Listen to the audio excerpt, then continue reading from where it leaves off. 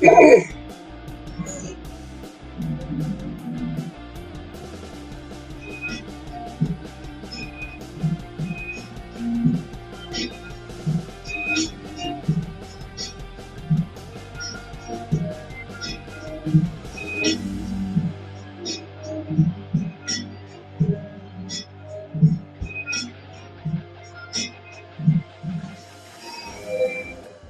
up, delivery man? What's up? Welcome back to the channel. Tonight we're going to be discussing, is DoorDash any better in New York? And should this max delivery distance exist everywhere? See, the thing is, I could not travel to New York, so I had to get my brother from another mother to help us understand, is this a good thing? Is it as good as it seems for Dashers? Is this something that I would want in my market? I don't know. Based on whatever his experience is, if you do not know who this is, I mean, he's fighting something. You know what I'm talking. What's up, bro? How you doing, man?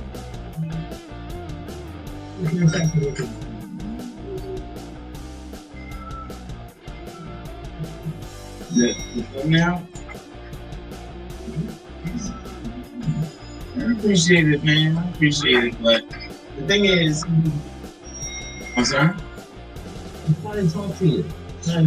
Well, I'm excited to talk to you too because I got some questions. All right. Everything.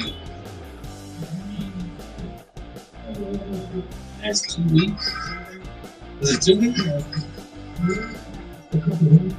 Yeah, in January.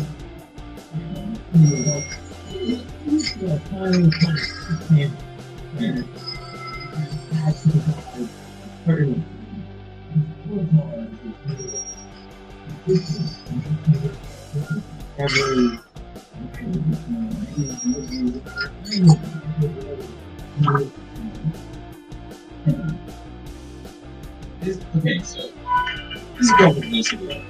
I did a video. Obviously, I didn't have much information. What's up, man? So Not much, man. Just on my way home from work. Oh, okay. Can we set up a time? What you doing tonight? Because I haven't really heard from this. You're watching videos I ain't seen yet. Oh, yeah. Anything exciting? I'm just watching UDM and Animals Hungry. Yeah, what are they talking about? Still talking about the delivery distance. Should it be everywhere?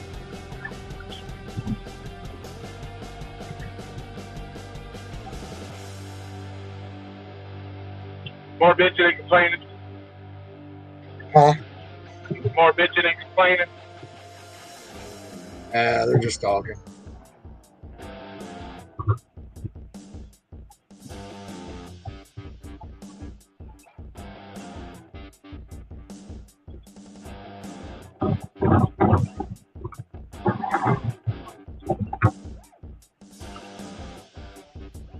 My thing is, as much as these people bitch and complain about these jobs, that is the ultimate question. Why are they still doing it?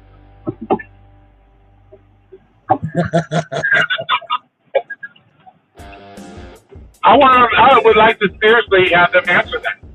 Why do you still do it? If all you do is bitch and complain about the miles, about the money, blah, blah, blah, then why do you fucking still do it?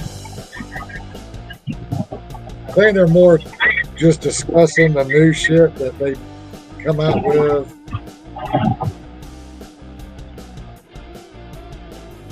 Like they're putting all this new shit in New York that ain't nobody else got yet. But they act like no other fucking place of employment changes rules, adds new shit. So like, why do they think it's such a dramatic thing when the fucking gig adds to? Every fucking place that does shit like that.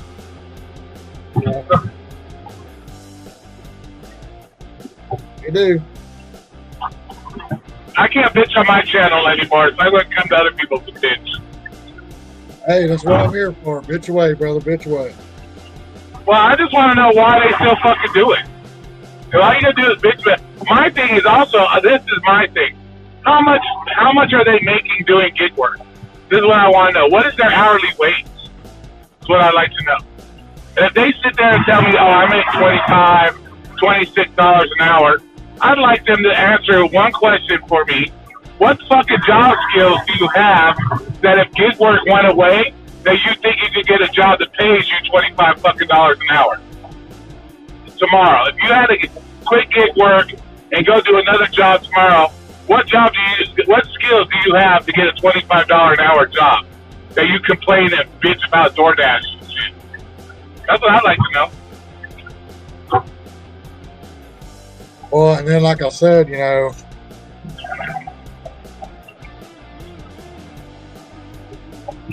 and I think you said it before too. It's not. I mean, what if you break down like your gas and your wear and tear and taxes and everything else that you got to pay? That $25 an hour is actually more like 19 or 18. Yeah. But even then, $18 to $19 job is not easy to find in a W-2 world without some kind of actual skills. Unless, of course, you live in one of these liberal shitholes that they fucking, you know.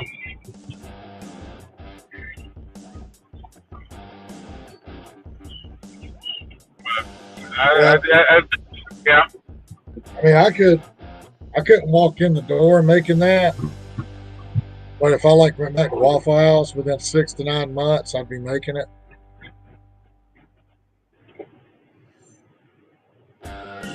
Because they always got to start you down at the bottom. You got to work your way up. It don't matter how much you fucking know. Exactly. That's what I'm saying. 90, probably 96% of the people that do gig work have no fucking skills that could get them a job that pays them as much as they're making doing gig work. So why are you fucking still complaining? You should be fucking happy with your $25 an hour or whatever you're making instead of quit bitching about it. Because if gig work disappeared tomorrow, you wouldn't have shit. You'd probably be working fucking at McDonald's like the other average person. You know? Yeah. And I think it's stupid as fuck because, like,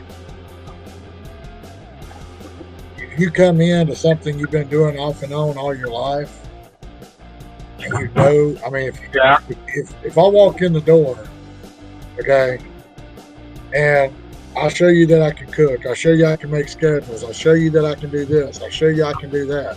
I can pretty much do everything the manager does plus cook. You know, why don't you go and give me my money? You know, why do you gotta make me wait for it, work for it, when you know I can already do the job?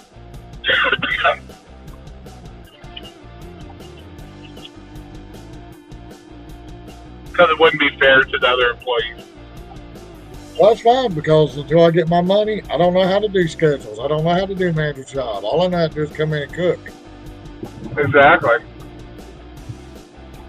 That's why a lot of people, that's why you don't volunteer to do shit. Like my job, I don't volunteer to make, I can do it. I don't volunteer to make pizzas. I don't volunteer to do that shit. Fuck that. You pay me minimum wage to drive, and that's what I'll do. I'm not doing any of that extra bullshit. Yeah, they kind of.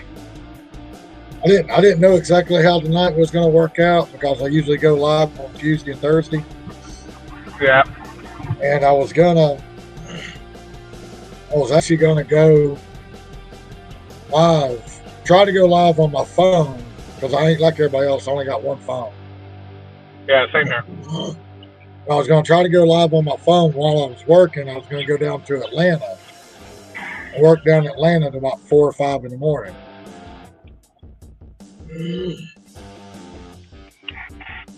I was thinking about it all day. I was like, well, when I'm in other people's stream and I'm working, if I take a picture, it kicks me out of the damn StreamYard. Yeah. I was like, I don't know how this is going to go. Stream might end just abruptly or something, you know, if I'm the only one in here. Yeah. Exactly. Then my sister-in-law called, Need somebody to come down there and look at her tire on her truck. I was like, okay, I guess I'm not going to Atlanta now, so I ain't got to worry about it. I'll just stream when I get home. She's got to go get a new tire.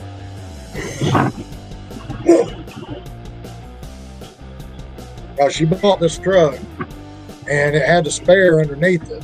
I'm going to tell you what, Roy, it looks like they bought that spare and put it under there brand fucking new. I mean, that tire looks brand new, except for the fact that it's been under, except for the fact that it's been under so long, it's dry rotted. Oh, okay. But the tire looks brand new. I mean, the tread and everything. Except it's probably been under there for. It's probably been under there for like 10 fucking years. No shit, right? I went up there, I put some Fix-A-Flat in it. I took my compressor, I pumped the tire up. I told her to drive it around. She come back. I was hearing. I was like, wait, stop. All these fucking goddamn parking spots take. She had a crack in the sidewall where it dry rotted. She had a crack in the sidewall, but you couldn't really hear no air coming out until she moved the tire. When the tire got down, the crack got down at the bottom, and all the weight come down on it. You could see the tire open up on that crack where it was dry rotted. What are you doing here? What up, brother? Not much, man. Hey, where can I park my shit, man? Oh, there's no parking lot. Hell no. Oh shit. I don't know where. I'll park my shit under the awning like everybody else does. Yeah, fuck them. Yeah, I own this bitch now. I've been here long enough. Yeah, I've been here. All right, I'm gonna do it there. Fuck it, there ain't nowhere else to park. Cool. All right, I'm doing it. Can't find nowhere to park in this bitch. So I'm gonna park under the awning. Fuck it. Front door access. Yeah. You gotta worry about getting rained on or nothing. No shit, right? I don't have to worry about my shit getting fucking broken into. That's the problem. Goddamn fucking criminal element over here. All right, I'm gonna leave and then I'm gonna go upstairs and I'll come back in when I get all right, everything. All right, I'll be back. All right, bye.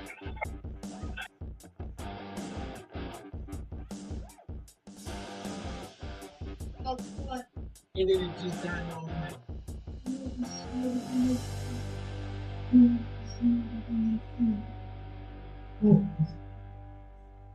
You know, it just kind of died off. You know, and I'm like, what is the experience like? Yeah, so funny. I want to know. That's what I really want to know. Like, being able to set your max delivery distance.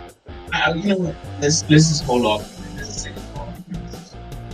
I want to know, when you go out there today, has anything changed? Does the money look different? Is it the same? Is it worse? Let me know. What's up? You know, and this is not just my experience, but you know, it's only one version for me. But I still check a lot of the forums on Facebook, Reddit, even local stuff, like local forums, New York, driving dashers, New York City dashers. In those communities, talking to people who every day, and you assume that yes, with this stuff like the more transparency, that's a good thing. It's always a good thing. The problem is there's other factors that is changing the experience for dashers for delivery in general. So, for instance, in my area, New York City, Brooklyn, I can drive 20 minutes to anywhere, 10 minutes to anywhere. And I would see probably 10 dashers on bikes on Eastwood. And swing a dead cat and hit a dasher, someone in a bike, e-bike. So there's so many of us out there. So for context, I was a long ago. I just had the app on for 2nd of Mayo. And so I was thinking like, okay, it's 9 o'clock at night. Dinner's supposed to be probably 11. I looked at my app, I couldn't log in, I couldn't dash now. And that blew me away because for the last 2 years, dinner time, I could dash now anytime I wanted to. I never scheduled a dash before. I couldn't get in. You couldn't get in, so Scheduling was a Scheduling. I'm sorry. Yeah. Scheduling is the Thing. I didn't know. Like, I knew you. There was one thing you know, watching so many of the videos. And you schedule. I'm like schedule. Now in Brooklyn, not as dash right now. I felt like it. Yeah. Not anymore. And that's before the preferences. So as much as this is a good thing, there's so much more going on in the economy, what's going on, and there's so many of us out there right now. Mm-hmm. I can't even enjoy it as much as I would like to because everybody is doing it, and I think that's the issue right now. So do you feel like it's the excitement of you see everything up front? So I want to see what I can make. Do you think that's the main reason why it's like Dash now how you used to be with Dash now? Do you feel like DoorDash?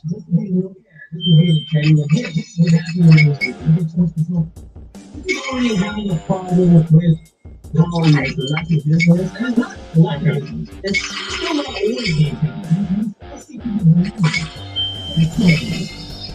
It's just the saturation has taken effect. And I guess we'll talk later about more changes that happen in the city with a land of just a full race. They're going to take a You didn't inside that. Okay. There's a lot of people. A lot of people on the bikes, the Easters, the whole drive, it's not like driving distance. But the reason why the women drivers are on e-bikes, they're on bicycles, they're on scooters. And DoorDash, just like let's say people 10 miles on a bike. It's making sense. Like it's just the timing, the food is making sense. So that even hey, I'm going in the max 5 miles. Don't send me to 10 miles. I'm not taking it anywhere. Have some limits on what I want to do and what I'm going to set. Let's stop sending orders to people that's going to the plane anyway. Yeah. So like for that part, but this the bigger issue is 2 years ago I can log into the wall. Yeah, anymore. You have to be in certain spots. With the schedule now, I know there's a certain day the schedule kind of comes out. I don't know that is. I want to get the best market because when I'm going downtown for the next year. Yeah. So watch now. It's gray. It is gray on that phone. That means you already have those schedules. You're already in there. So for me to get into that market, that really nice market, I have to schedule ahead of time. That's a big difference from a year ago. Now. So I just got a question. Since DoorDash is being exposed to beginning with do you feel there might be something going on with Cole as well? I'm just saying, like, okay. Definitely. Oh, you said definitely. Okay. They had a couple months to kind of they still riding along so long past. I'm sure they spent quite a lot of time trying to go, okay. Why would they want us to have any kind of control? They want us to hit everything. I mean, that's how it's set, right? Like, because if it was something that was used for any kind of money, it would be everywhere. Yeah. But the fact that they don't clear their hand for us, I'm sure they did some tweaking with that. The algorithm to try to get these orders taken. Because that's why is it such a big deal? Why do you think it's such a big deal for DoorDash to show everything else? If you were trying to manipulate the system, you're trying to make it easy for everyone, or make it even for everyone, including those that don't get good payouts, those that get good payouts, and trying to hide. Just seeing the fact that they would want to even pick anything, like what would be the reasoning behind it? Like it feels like it's almost like tit for tat. Like if you're gonna force me to show everything up front? Okay. Back up in this bitch. Rusty. You got the Mountain Dews today? Oh yeah, yeah. Stopped at my normal spot. Got me a couple. Ugh, it's been dead at work.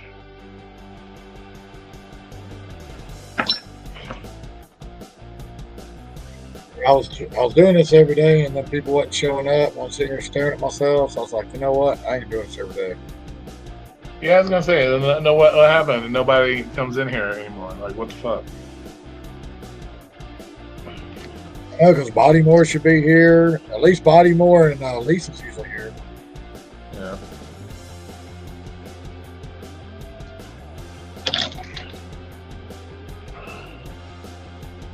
That's what makes me. That's the whole gig thing, man. It's they're just they have no life, bro, other than work. What do you got now? Three spiders. Let me see. Tarantula wise, let me see. I got a centipede, a frog, and a scorpion. I got five tarantulas. 5 tarantulas, 1 scorpion, the 1 centipede, and the 1 frog. I missed. Did you already have 2? What? Did you already have 2 of them? Well, the one I haven't showed, I got the one, the pink toe tarantula. I really haven't showed that one off. I held it the one time, and that's the one that shit on me. But well, I showed the other new one. I did a video today that had the new spider and frog. Yeah, I saw that. I was trying to add up. I was like, well, since in the past week and a half, it was like 3 spiders, a centipede, a frog, and a scorpion. So total of 5 tarantulas. Yeah, 5 tarantulas, the 1 frog, 1 scorpion, and 1 centipede.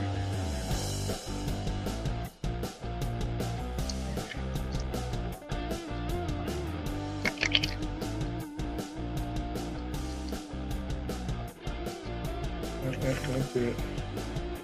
I'll probably maybe this weekend, depends. Maybe pick up another spider if I can find one that's reasonably priced and it's different. Well, when y'all go back home, start bringing our shit in. Your mom's gonna be like, "Damn, Roy, you got a habitat going on, don't you?" Oh, she'll never even know. She'll never even know.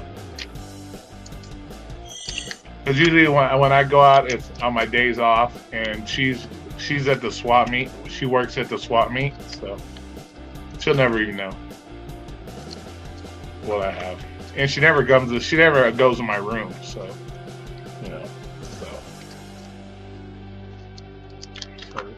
I'll see her sitting on the couch or something. Here you come with all this shit in your arms. No, she'll. I won't do that shit in front of her because I know she'll lose her shit. Even after a while, though, she wouldn't even probably give a fuck. You know. I was gonna say, I mean, with you dealing with these kind of animal stuff, she'd probably be used to it. I would think. Yeah. But the only thing that's gonna be challenging is because that room that I have does not have air conditioning. So that's going to be what's challenging is the temperature. Hopefully, the temperature doesn't go above 95 degrees or so. We hopefully will be okay. That's going to be my biggest concern. So it's just the temperatures. Because in the wintertime, I could just throw a space heater. The scorpion be okay because they're out in the desert anyway, right? Well, most of them are all the scorpion. It's a forest scorpion, so it's temperatures 85, plus high humidity. That's not a problem. But once you start getting up in the 90s, then you start to have issues. It's possible that because you got to make sure you keep their humidity, and they'll dry out real quick if you're not careful. So. And if it's a desert tarantula, it should probably, even though those guys, they have, they shouldn't really be kept over 85 degrees, because they can burrow, and it might be where I have to put more substrate so they have a chance to burrow in. It'll help keep it cooler for them. You know, they can hang out in their burrows or whatever. We'll see. We'll figure it out. I'll figure it out. I was just thinking about walking through the hot ass desert, and you see scorpions and shit running around.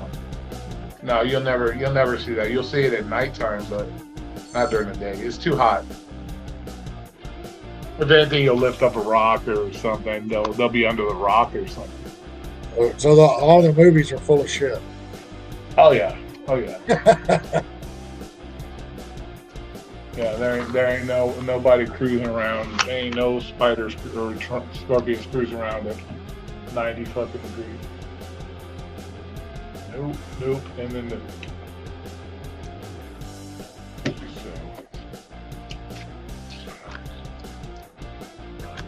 yeah, I'm surprised nobody's come in here yet. What the fuck? Yeah, because usually Bodymore is like the first one in here. Yeah. And Lisa will be working and she'll come in.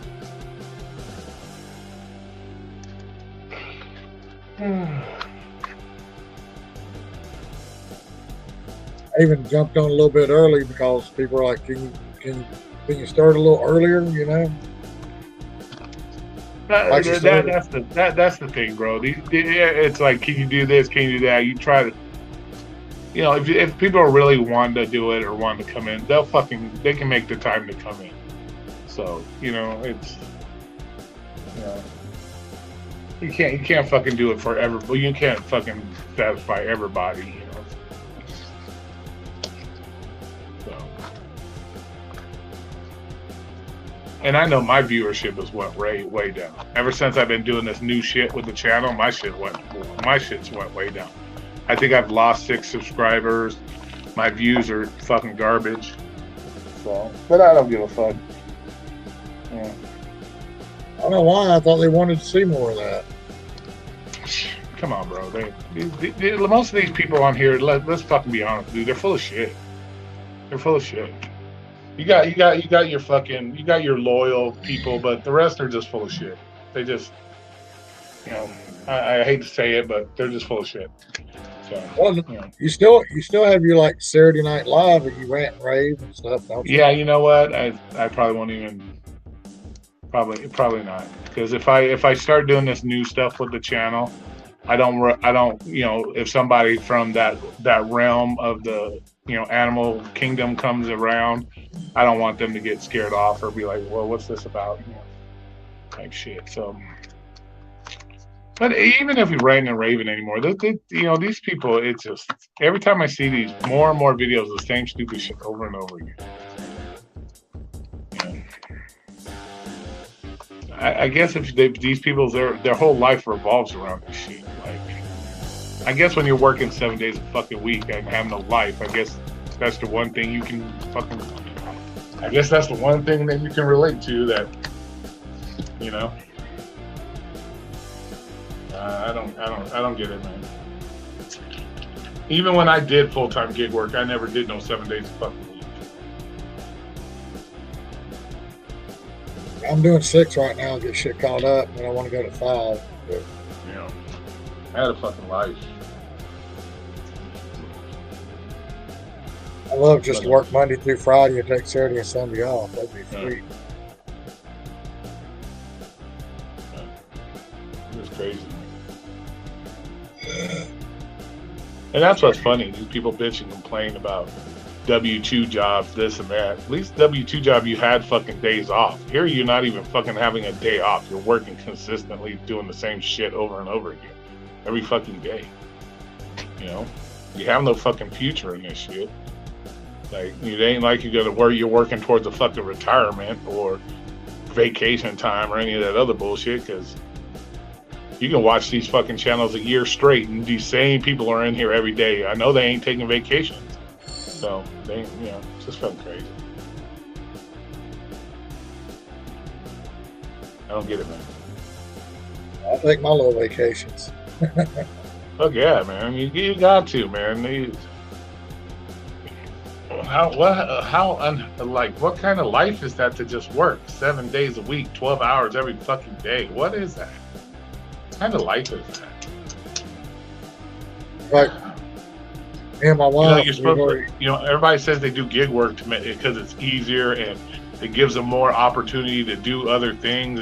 But yet you see they're doing 12 hours every fucking day. It's like, well, it obviously ain't what you say it is because you wouldn't still be working every day. You know, it's crazy. we were like for me, I take advantage of it, use it the way that I need to, because like tonight, my sister-in-law needed me to go over there, so I just quit working and went over there, you know. It's like just in about, not this Saturday, but next Saturday, my youngest grandbaby's going to have her 4th birthday party. They always wanted to have it at like, every time they had birthday parties, it was always at 2, 3 o'clock on Saturday afternoon.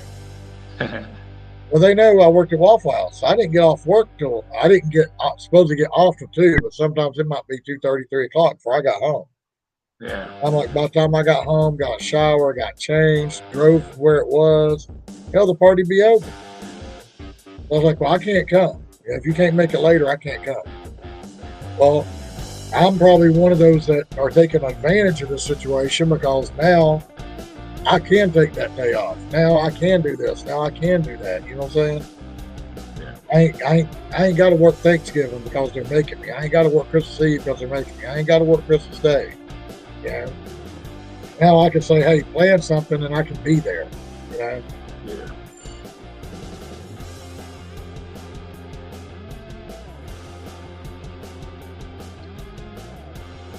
I don't know. Because I guess my job is a little unique and different because it was a 24-hour business and you had to be there. You know? We're open on all the holidays. Hell, people look at me crazy when I tell them Christmas Day was literally the busiest day of the year for us. See, What's up, that's just a shitty ass business. You should never be open on a holiday like that. That's just shitty ass business. Yeah, and literally Christmas Day was the busiest day of the year for Waffle House. Yeah, that's just greedy ass people. I wouldn't even work for a company like that. I'd tell them to go fuck themselves. Well, my thing was, I didn't even, like, before I started working there and shit, I was like, who the fuck comes to Waffle House on Christmas Day? Yeah. You know? I thought Christmas Day, you got up, kids woke you up super early, they open up their presents, you're like, all right, y'all play, I'm going back to sleep. Yeah, right. The fuck? Yeah, they start lining up. They'll get there they'll start coming in about 7, 8 in the morning, and it will be out the door until about 4 o'clock in the afternoon. Yeah, that's ridiculous. About 5 o'clock to 8 o'clock. Well, 5 to 7, we're fine. But then from like 8 to midnight, maybe 1 a.m., we're just steadily fucking packed.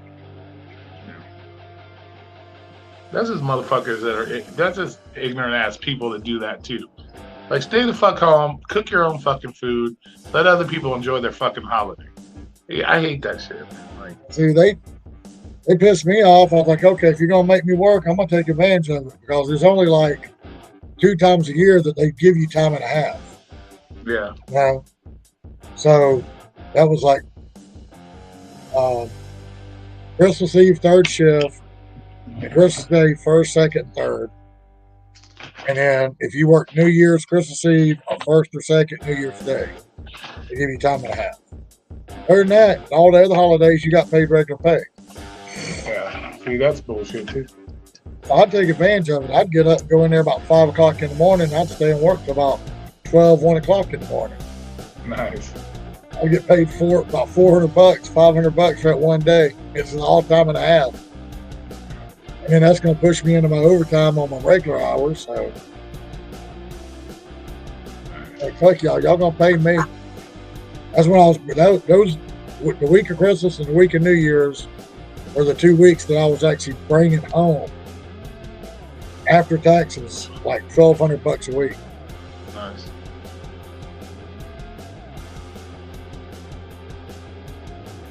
This is back before they started paying $14, $15, $16 an hour. Is that what they pay now there? No, I'll count that.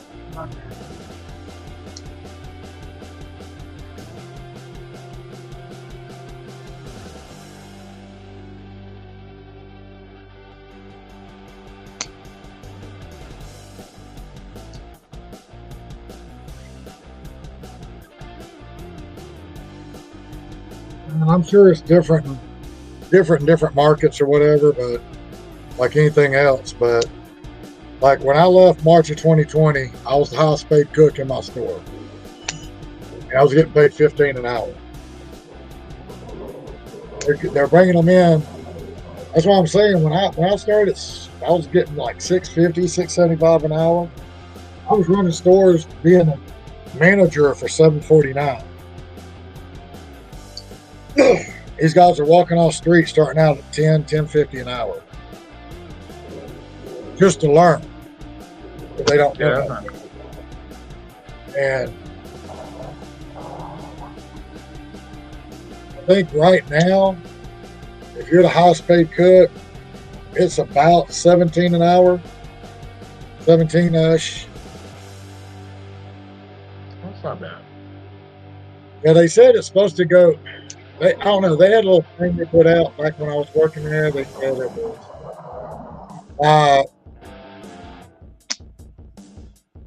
They said by 2025, they wanted their highest paid cooks to be making about $23 an hour. But they also want a lot more out of you too. Because if they're going to pay you that, if they're going to pay you that much money, then you're going to be the one that runs the store the week the manager's gone. You're going to be running the store every day that the manager's off. You know, every week. You're going to be doing this, doing that. Basically, you're doing everything I was doing at 15. Yeah, right. Because I don't know if you heard the story, but like before 2020 came and they like shut our store down, my manager's fixing to retire. And, you know, I only did it because I loved her to death. She was great. She was nice. You know, we didn't always see eye to eye, but 99% of the time we were right there together, you know. So when they restructured the way that they were doing the schedules and did it totally differently, she's like, Tommy, I'm getting ready to leave. I ain't learning this shit. Because then you had to go into your Waffle House portal and make schedules and all this. So she was like, here's my username, here's my password. You know what everybody works. She's like, go in there and make schedules for me. I ain't gonna be here for 2 or 3 months anyway. She said, I'm not learning that shit. She said, if you don't do it, somebody else gonna have to do it because I'm not doing it. Yeah, right. And if she would have been like, you know, an old bitch and bitching all the time, I don't do nothing right kind of thing, I'd have been like, no, I ain't doing that shit. I'm gonna sit here on third shift, collect my money, you know. But she wasn't, and I loved her to death, you know. And, yeah, I'm gonna start looking for something myself, something more like career type oriented. Figure if I'm 50, I'm turning 50 this year. Figure at least if I find something that I can maybe pull 20 years out of. I doubt if I'll even live that fucking long, but you know, I gotta look at something like that. I don't know. So I'm gonna start looking here soon myself. Yeah. I'm just tired of this fucking using my car for fucking work and all that bullshit. I was attempting that shit. I was kind of trying to go again with that mentality before I started doing the DoorDash and shit. But the problem was, it's like, I don't know why getting a forklift job is so hard around here. Yeah. But I was like, okay, well, I'll just operate a forklift, you know, for the next 15, 18 years, whatever, and then I'll retire. Yeah. But I got with this one job, and the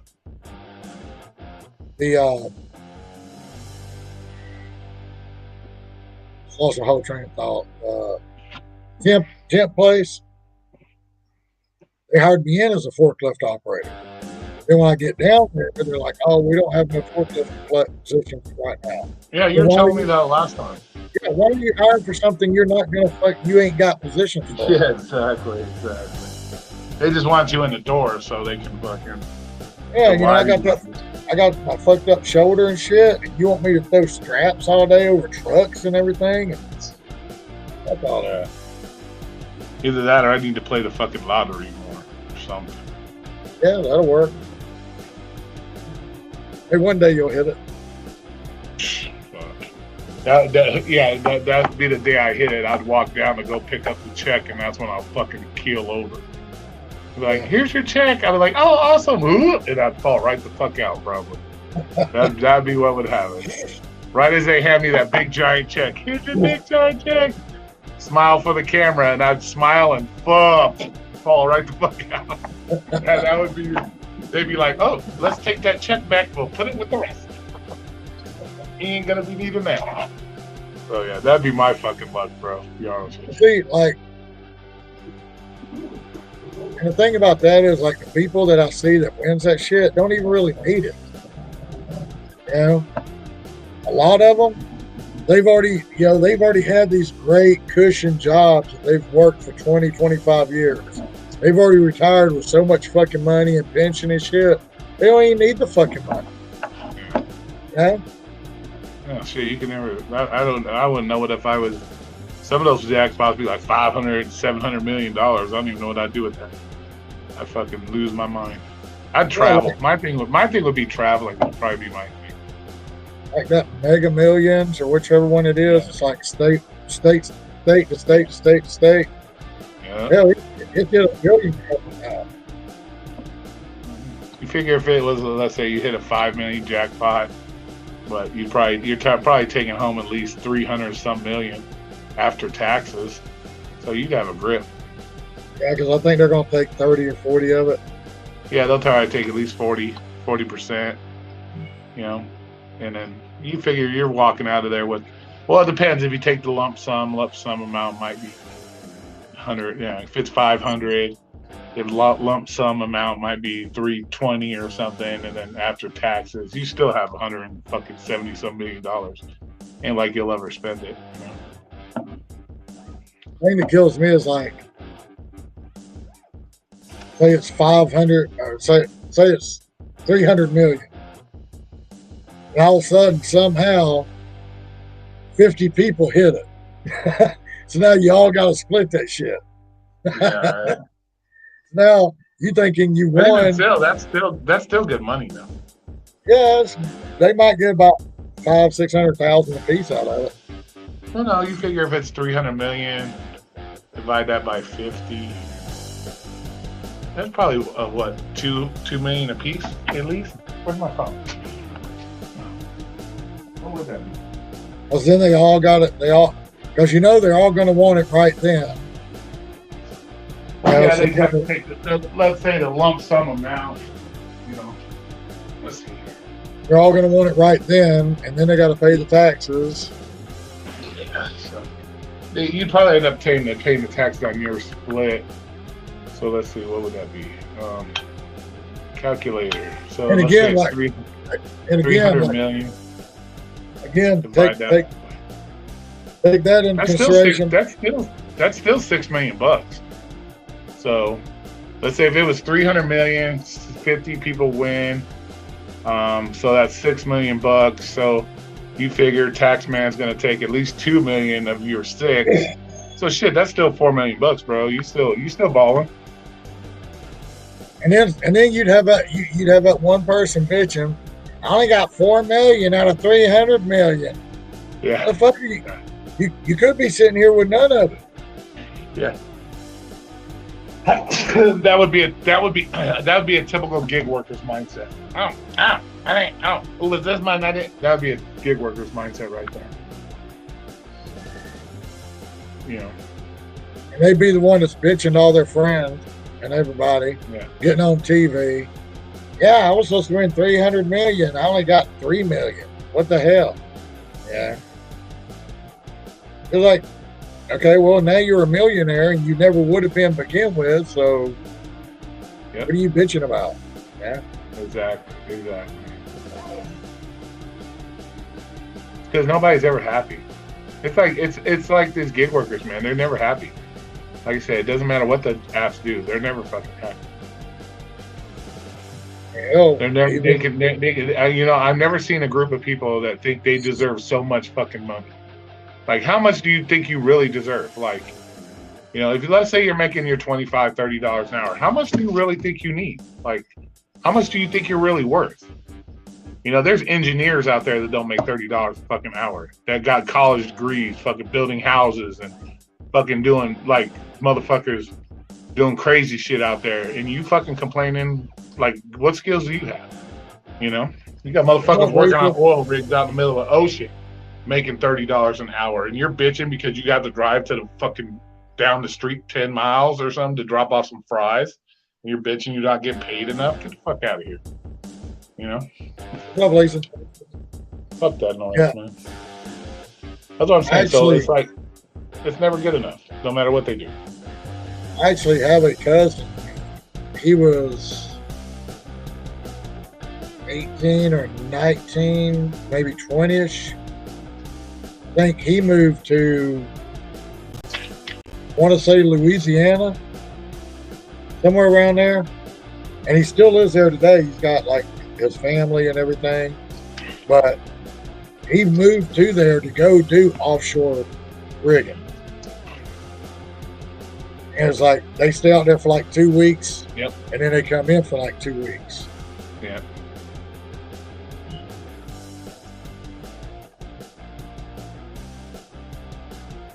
Like he said, it's human nature. All we want is more. It's never enough. Yeah, I mean, but some people would be happy with what they get.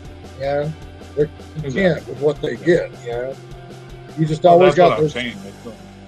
got those select few that are never going to be happy no matter what. You know, even if they would have won $300 million by themselves, they would have been bitching because they had to pay so much in taxes or whatever. You know. Well, my opinion, fuck the tax man anyway. They shouldn't get none of it anyway. Fuck it. It's just going to all the fucking scrub ass motherfuckers that don't want to fucking get off their ass and do anything.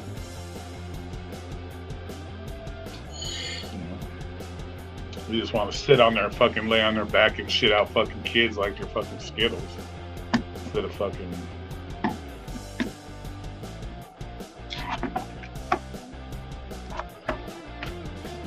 And some guy fucking came into the pizza place today wearing a shirt that says "We're with Biden." I said, you should burn that shirt. What the fuck you? And then one of the guys like, oh, I bet you won't say nothing to him. I said, I don't have to say anything. He's showing his own stupidity with wearing that fucking shirt. So what the fuck I need to tell him he's stupid for? He's already showing everybody he's stupid. So he's advertising his stupidity. He's advertising his own stupidity. Why do I need to tell him he's stupid? I want them smart asses. I wouldn't really said a whole lot to them. I just kind of walked by and said, "Do you fall up steps too?" Right. I would say, how's those gas prices doing for you? But yeah, I was like, I couldn't believe when I saw that shirt. I'm like, fuck. I should have said thanks for fucking up our country, by the way. Thanks for voting for that fucktard. Thanks for fucking voting for the fucktard. I think the funniest shit I ever saw was when somebody started going around putting all the stickers on the gas pumps. It has his picture and it says, "I did that." You know, it's pointing at it. I put them on gas pumps all the time out here. I got a whole thing. I got a whole bunch of them in my fucking glove box. You really? I put them all the time. I put them on all the time. Where do you get them? A friend of mine that I used to work with, he moved to different Domino's. He ordered them online. So he got a bunch, and so he gave me a bunch, and he has his. So yeah, I put them on every chance I get. I don't give a fuck. She follows up steps. Well, the one place some guy got arrested for doing it. I can't remember what it was. They arrested him for putting it on the pump. I'm like, for vandalism or some shit. Shit. I laugh because I'll see somebody's went over there and tried to rip it off, whether it was an employee or somebody else. And I'll see, Just leave it on there. And then you can see where it got ripped off, and somebody just stuck another one up there. Yeah, right. Exactly. Just leave it on there. It's like, why are you ripping it off? Just leave it on there. It's the fucking truth, number one. Number two, it'll remind people not to vote for fucktards ever again, hopefully. And it's a reminder. Fucking idiots. Hell, yeah, our gas had leveled off for like 4 or 5 weeks at like $3.69. Let's see, what did you say? Don't do it at Pilot. What? Don't fucking have me arrested or something? I'll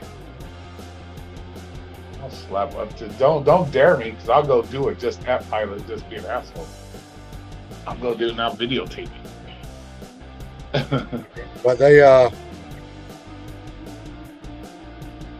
damn, I forgot what I was saying. Oh, yes. Gas is $3.69 here. Must be fucking nice, dude. I'm still paying $4.95 right now. Well, Monday morning when because I didn't work Sunday, Mother's Day.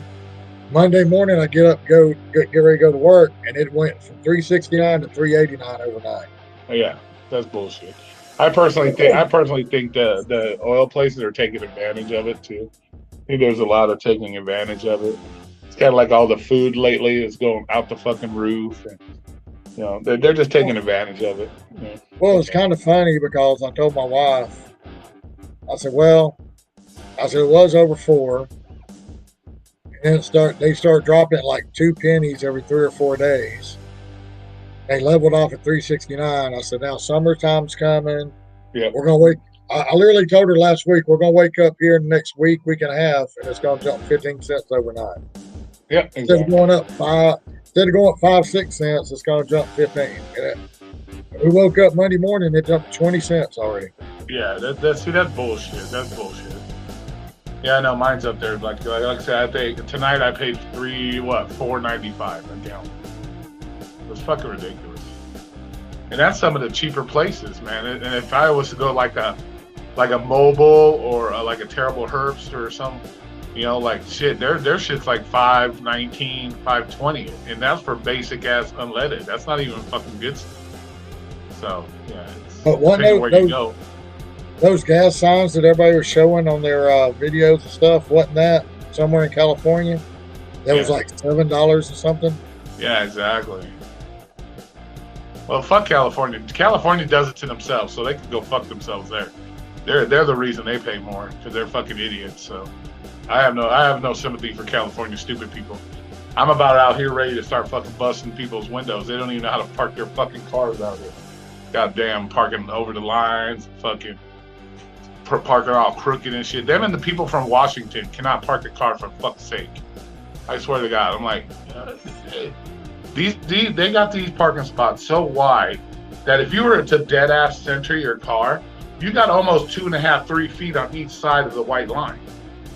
But these motherfuckers, they're parking right on the white line and shit.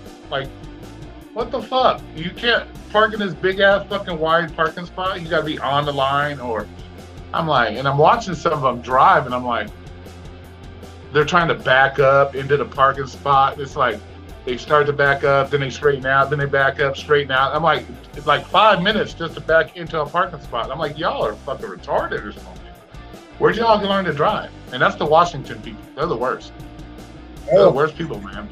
One day last week, you know, I got me a little Ford Focus I'm driving around. One day last week, I pulled up Johnny's Pizza. I come out with my food to go deliver, and as I'm getting ready to come over to my car, this Cadillac pulls up. And they pull up all kinds of fucked up. And they're right there at the line or over the line on my side. I literally had like this much room to open my door. So what I did is I just played Dukes of Hazzard with it. I went on the other side, I put my pizza in, and I come back around, and I just grabbed the top of the car. I pulled my ass in through the window. I didn't even open up the door. And then I just sat there. Just to be an asshole, I just sat there. I said, let's see how you get out of your car. Yeah, no shit, right? Yeah, that's what I would have. I would have said, "What, you fucking stupid? Who taught you how to fucking park?" I just sat there. I do that. And the thing about it is, it's like I'm just sitting there and I'm watching them, and they're like trying to open their door, and they don't have like this much room to open their doors. So they can't, and you know, they can't get out of their fucking car, and they just stare at me like, "Are you leaving soon so I can get out?" And I'm just looking at them like, "If you learned how to park, you could already be out." Yeah. So I just kind of purposely sat there a little bit longer than I was going to, just to be an asshole to them. Yeah. I wouldn't move until they fucking moved their shit. I'll write notes for people's shit. I'd be like, learn to fucking park, and I'll slap it on their fucking windshield. I don't give a fuck. Like I like when I had my little Ford Fiat, it was so little it only needed like a half or 3/4 of the parking spot anyway. So if I saw some asshole trying to take up 2 spots or too far over on my side, according to which way they pulled in, forward or backward, Yeah. I put my passenger side right. I mean, about this far from their driver's side. And then I'd get out on the driver's side and I'd lock the doors and I'd go in somewhere. Nice. Let them figure out how the fuck they're gonna get in their car. I don't care. Yeah, right. It ain't my problem. Right. Because I mean, what are they gonna do? They're gonna call the police and say, "Well, he's in his spot, but I'm a dumbass and I didn't park in my spot. So he did the right thing by parking in his spot, but now I can't get in my car." Yeah, right. Exactly. I'm gonna go grab a cigarette. I'll be back. They just don't look at the bits in their car.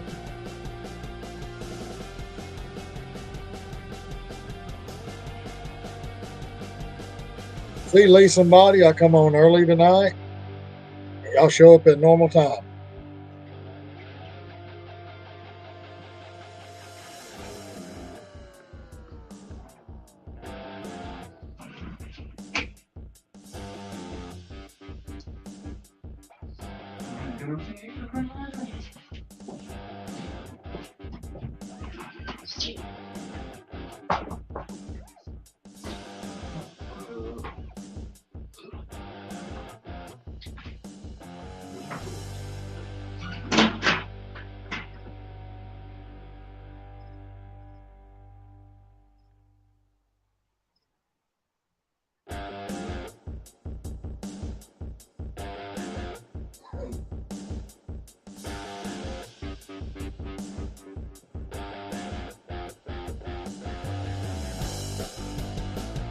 I didn't know it. You never know who's going to show up this late.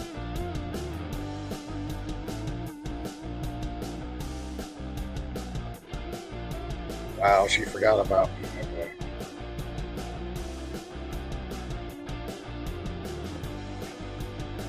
I told you I'll do it on Tuesdays and Thursdays. I might throw a little extra day here and there, but try to keep it every Tuesday and Thursday so y'all know. But before y'all got here, I was telling Roy, I was actually planning on going and working till about 4 or 5 a.m. down in Atlanta tonight. I was like, well, this stream may not last too long because I did not know how it was going to work when we just have one phone while everybody else has 2 or 3. But with me trying to work and stream and all that. I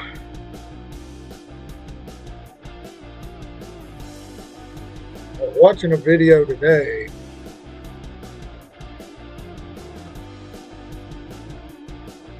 Yeah, he was somewhere a couple days ago.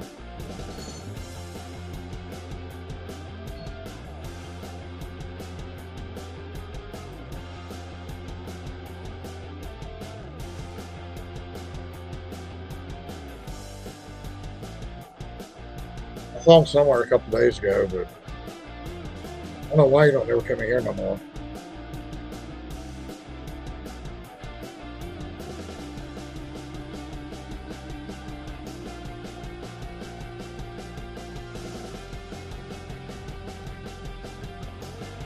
You saw him today? Okay.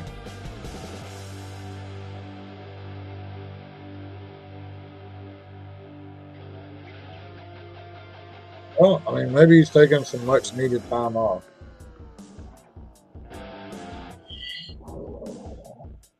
I did see Fire comment last week on my videos.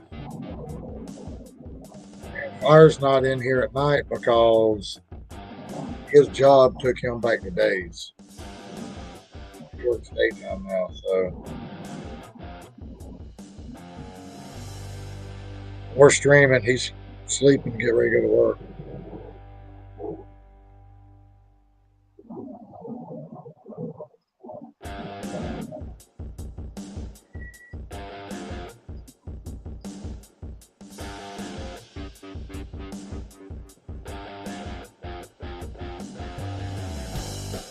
He tried to get Body in here. Going in the live.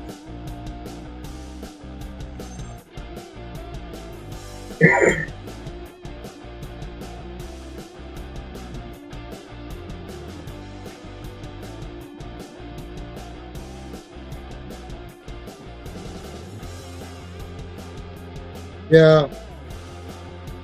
But I responded to his message. I was like, well, I thought I made you mad or something because you just up and left. Never showed back up.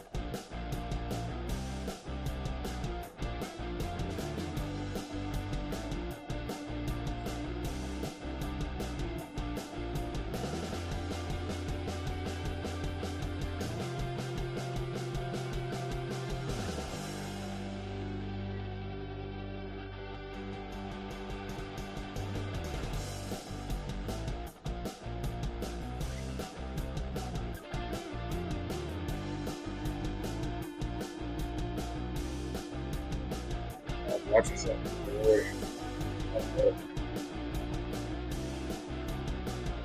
Gotta catch up on the videos.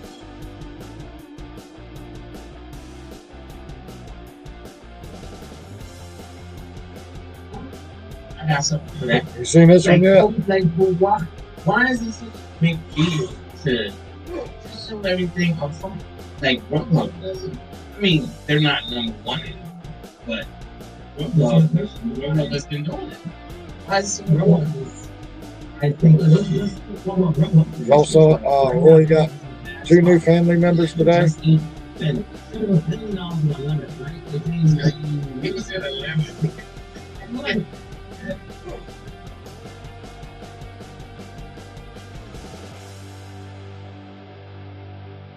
Yeah, Roy got another tarantula and another frog today. All that video.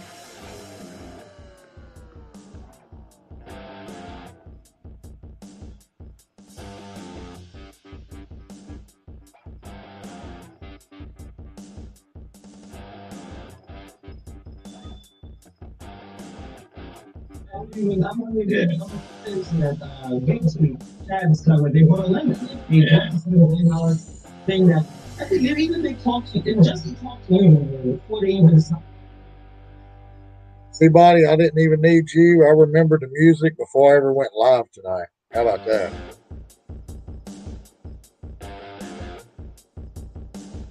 I didn't buy it. Just hey, you get 5% of the million. But me, nah, bad idea. What do you mean? At the time, okay, all right. At the time when they put up Grubhub up for sale, we were like, nah, not for sale. $1 million. But them coming from overseas, though. Them coming from overseas, they probably didn't do enough research. I don't know. I would like to believe they didn't do enough research, but we know that they probably did some homework. I don't know. But maybe, I don't know. What were you saying?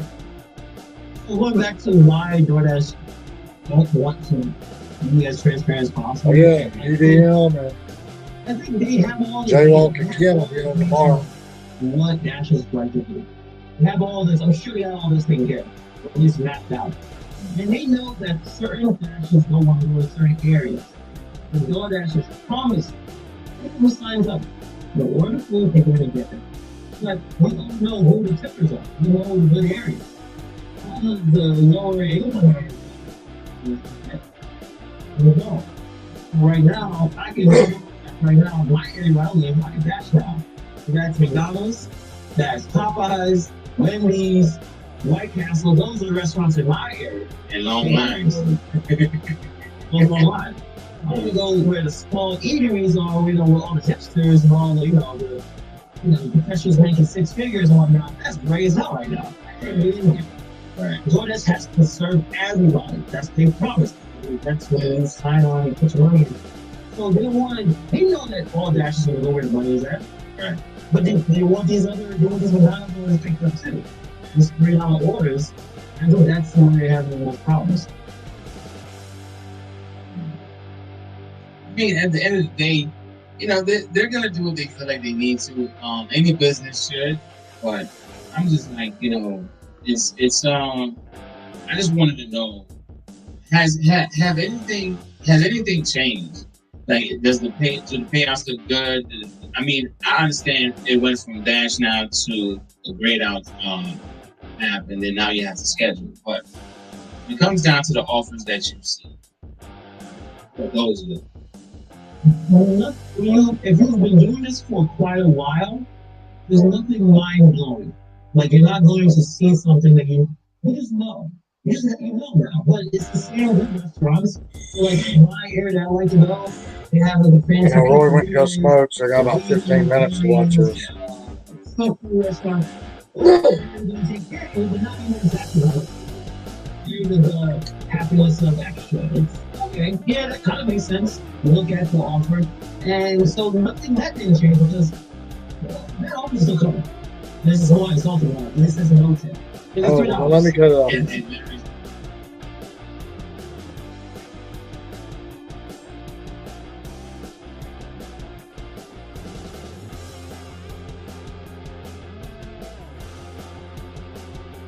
See, if this was alive,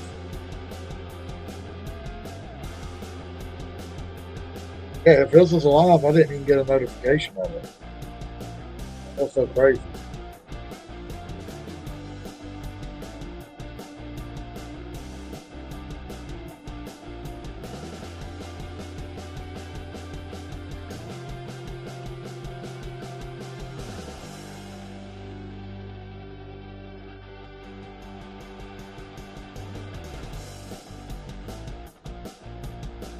I guess y'all didn't get a notification that I was live. Like normal.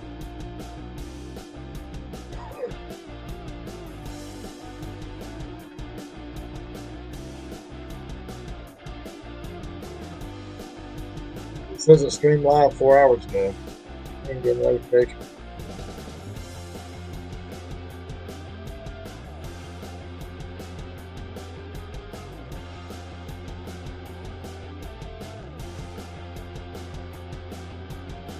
There's no tip. I forgot to say those. I'm going to say $3. You got it. If you got it, send it. I just upload it. No, I don't think 1,000 pictures. But that's really, it's like it just says that's it.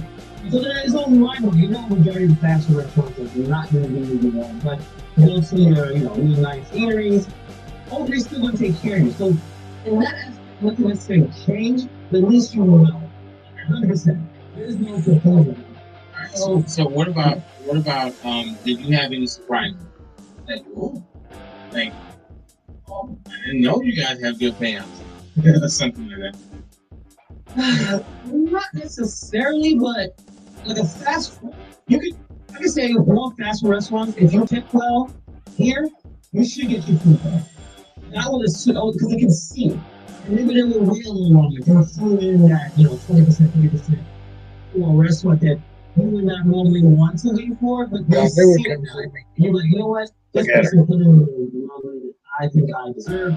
I'm going to wait a little longer for this one. I'm not going to be the chance to move on. So like, those are situations. She's about 9 or 10 years old, maybe 11. But now, no, you're going to do it. So, she's an old girl. She just likes to chill. And I know what that is. It's going to make a lot of money now. My God. it's usually really good for people like us. You got a little electric light in it. You work 8, 10 hours, maybe even more than that. You can still make it 150, 200 a day. You gotta go through that. Man, traffic, accidents, crime. So another thing I forgot to mention, crime has increased too. So Yeah, yeah, I'm getting all this dash preferences and top off distance, but I'm not worried about potentially getting carjacked, getting robbed. Every week there's a new story about someone getting robbed. This really she's actually bigger than a Chihuahua because she's like a Chihuahua. She's like part It's so much Chihuahua, more part Sweeney dog. than just the She's like Yeah. bigger than a regular Chihuahua. Wow. I mean, I know crime is increasing since the pandemic. People have desperate, they lost their jobs, and they felt like they needed in any way possible. But you're saying since the release of this thing with CRP, We call her Chihuahua. things have increased as far as crime. well, it's the floor. Okay. It's just happening in New York City. You have a new mayor who's trying to clean things up. There's a lot, I remember Yeah, she's probably hating on that. coming outside. You were comfortable with that. Poncho. Yeah, I was chilling, Yeah. You still see Yeah, we got her a little bit. strung She out runs the and house, everything, but now, they still be out there. But at the same time, I realize She thinks she's a 200-pound Rottweiler. Yeah, it really depends on who you are. But promise, the leader it is. I seen my big ass boxer. She'll back my big ass boxer down. But then nobody else will box. My boxer won't bow down to nobody else but her. The next one increasing everything. I don't know, there's just grudges that they gotta settle, scores they gotta settle. So there's always some nonsense happening. And another really big thing that's happening is that's crime in terms of memory. Oh yeah, this dog here, dude. So what's the percentage of She's got like 9 saying lives. that someone is going to steal your bike just because you have a I bike? mean, Like, how likely is that? she was running out one day and the mailman ran right over her. She just jumped up and went back off to the house. I said, well, I guess you won't do that again.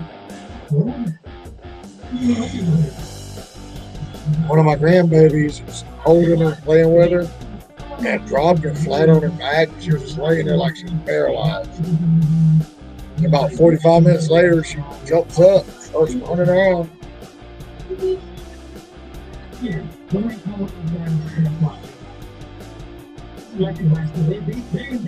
Basically about $2,000. Yeah. And is very light. Someone's in the school, so I'm really panicking around. Yeah, So that's one thing. she started getting some little gray hairs here and there. Looking around, the way things are going, we're going to be careful when we run. That's what I'm saying. That's what I'm better. Her little gray hair moves out more and more because she's all black. This is so many other issues with Just to kind of like just share a quick story about my biking stuff. This happened in Miami. I was in seventh. I was in the seventh I grade. want to say she's about 10 or 11. And don't ask me how. I somehow got enrolled in What? 65, 70 in dog years.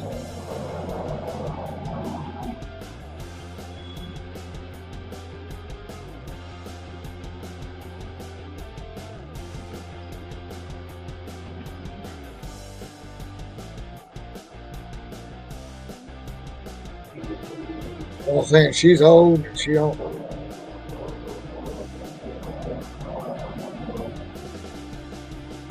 Yeah, she don't take no shit off none of them. She don't like to be messed with. She'll put them in her place real quick.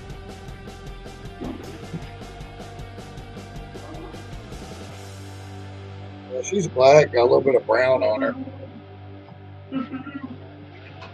A little white.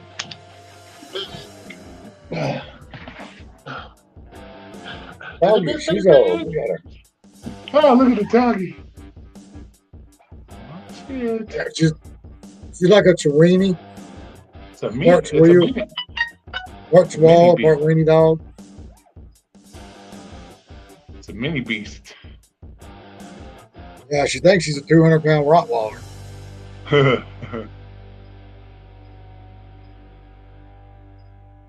Yeah, she likes the song.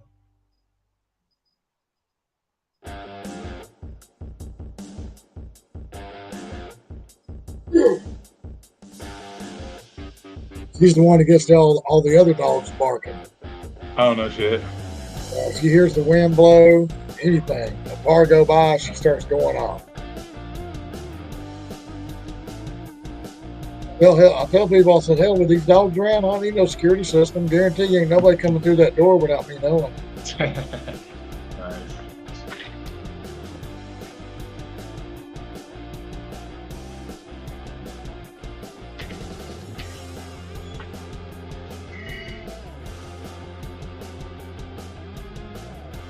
Yeah. Definitely an instigator.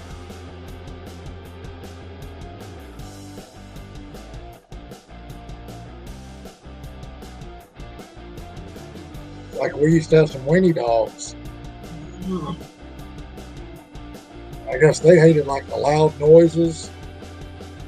When they heard like cop sirens or ambulance sirens or fire trucks, they just raise up and start howling. Oh no shit. Yeah, because I guess it hurt their ears or something.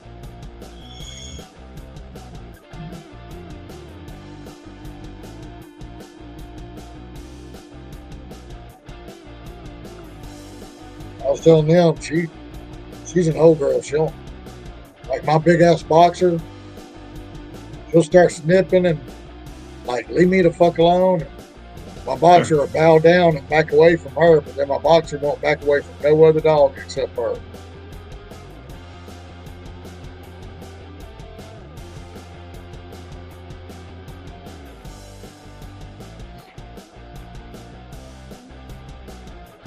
I don't know. She'll show up like once a month and sit in my lap for a little while. Nice. Yeah, I had mine too, little crazy. She'll come over here like once or twice a month and she'll like look at me, and if I don't pay no attention to her, she'll like get my attention. I'll look at her. She'll be like, I'm like, okay, come on. She just gets up here and lays down.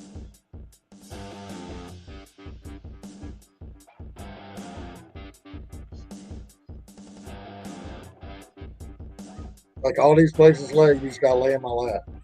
Yeah, right. Because literally all she does is get up here and lay down and go to sleep. Well, at least she's not that big, so really, that's kind of cool. That's the whole problem. Is that my boxer sees these little bitty dogs in her laps, and the boxer thinks her big ass can be a lap dog too. She don't understand that they're a lot smaller than her. Yeah. Like I'm sitting on the couch, my boxer will jump right up there and just try to plop down right in my lap. And of course, you got this much hanging over here, and her head's hanging over here, and her body's just laid in my lap. I look at her and be like, you're not that little. And she just look at me like, oh, I'm not. I'm here. But whatever.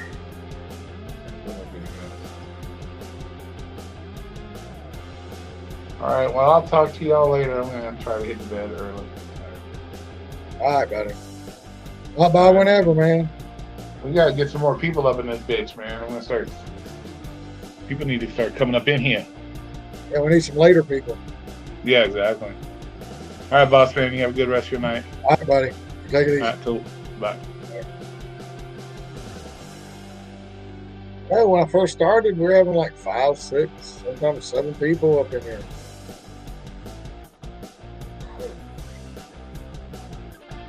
I would like you to get 2 or 3.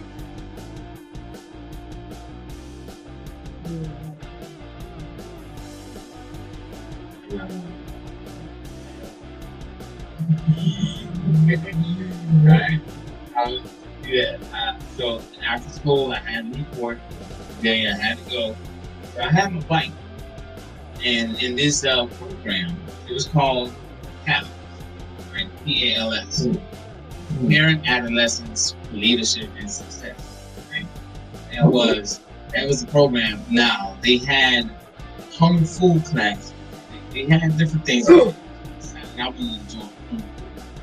And now from school, PALS, the location where the PALS program is I want to say maybe about 1.5 miles, maybe 2 miles at most from my home.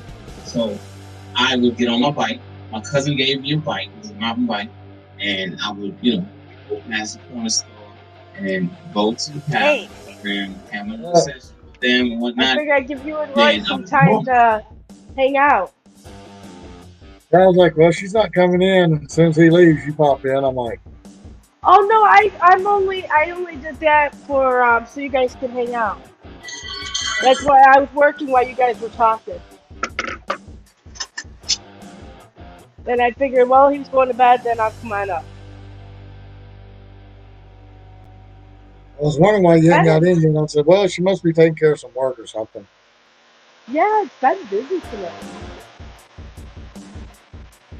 I was listening to Steve's podcast, and then when I was done, I looked at my notifications, and there you were. I was like, oh shoot, I forgot all about Tommy. I'm sorry. Like, people forget about me all the time.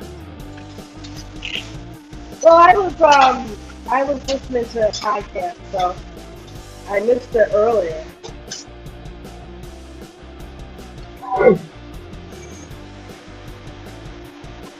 I was in Flex's stream earlier. I had to go I had to go look at my sister-in-law's car. I was up in the boonies.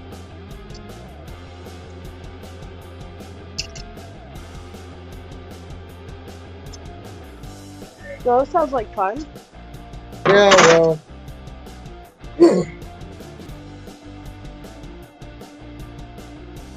People just, they get so irritated because people don't understand that I quit being the guy I used to be. Okay? Not that guy no more. It's like me, like I borrowed my son-in-law's truck one time, okay? And he told me when I got it that the motor's getting ready to go out, you had to keep putting water in it and all this stuff, da-da-da. Well, the motor went out, the motor pretty much blew up while I was driving. So even though I knew it was going out, I felt like it was my place to go ahead and get it fixed because it was in my possession when it happened. So I paid because he tore the motor apart. I just paid for all the parts and everything. Yeah. It was like $550 fix whatever was messed up in it. I paid to have it fixed. Now, a lot of other people wouldn't do that. I mean, good case in point is I let my brother-in-law use my dad's truck. And my dad had only been passed away about 4 or 5 days. And I said, well, you can use it. I said, but it's an old truck, so you can't be, hot rod it and all this stuff. He only had about 3 or 4 days, and he blew something up in the motor. All he does is call me and say, well, I think it threw a rod or some shit. I don't know. Anyway, he calls me and says, well, it's sitting on the side of the highway. I just figure I'll tell you where it's at. What? And then I had to go to work and ask the customer for a tow dolly so I could go tow my dad's truck off the side of the road and bring it back to the house. Which he never fixed it. So, it's like, I'm not that person anymore. You know, I'm not just going to let shit lay down and not say nothing about it anymore like I used to. Right. So it's like tonight, my sister-in-law, I let her borrow my truck a couple months ago because her truck got repossessed and she didn't have the money to get it back right then. So a couple months ago, I let her use my truck for a week and a half or so. And while I took it down there, I mean, here's my thing, okay? I know you had no way to come and get it. So I literally drove my truck down to your house. I delivered it to you with 3/4 a tank of gas, you know, because I knew you were going to have to go to work and get paid, you know. So then I come back to your house and pick it up. You know, you didn't have to bring it to me or nothing. But then when I come to pick it up, I delivered it to you on 3/4 a tank. When I pick it up, it's got a 1/4 a tank.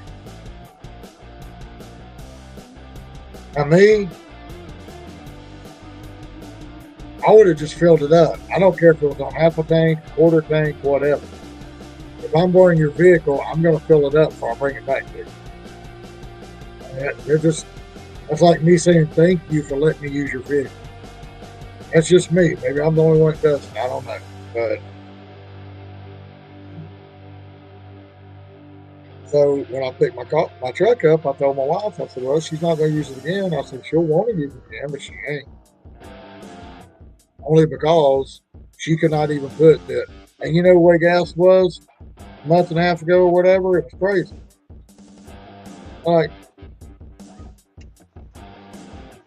Like she couldn't even put in what she used, much less anything extra. It was like, I delivered my truck to you, used all my gas, and you thought shit was free or something? I don't know. I don't get it. Right? I hate when people do that. Like when my kids were learning to drive, they got their license, I told them, I said that they couldn't take my car unless they had money to put gas in it. Well, see, like tonight, she'd already asked my wife if she could use my truck. My wife wouldn't tell her exactly what was going on. Why I would not let her use it. He just told her, said, well, he's not lending his truck out to nobody no more.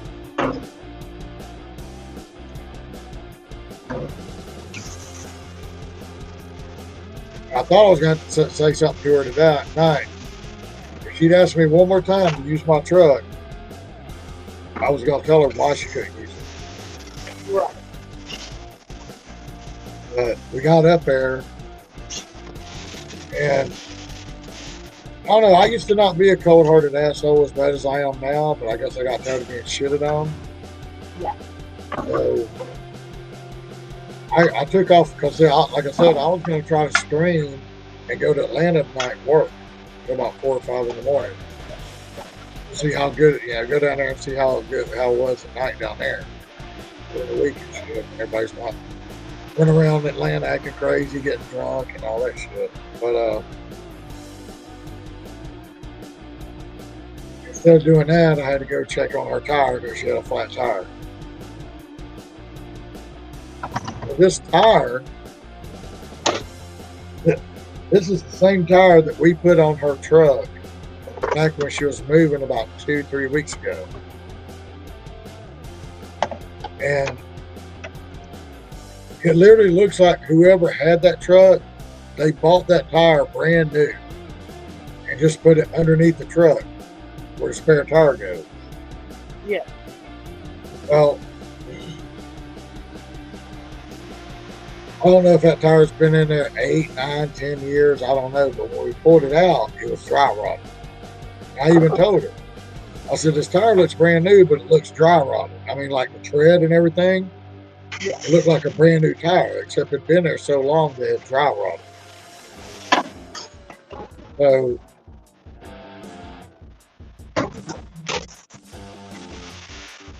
Went up there tonight. I got in there, started looking at it. The car still looked good, so I do some fix a flat in it. Fix a flat, which I paid for. We did in there. I took my air compressor up there. That's like 30-minute drive there, 40-minute drive, 40-minute drive back. I quit working, quit making money. Let's see what's wrong with that tire. Brought my fix a flat, my air compressor, put it all in there, pumped it up. Told her, I said, now you got to drive it because you got to get that fix a flat going in your tire.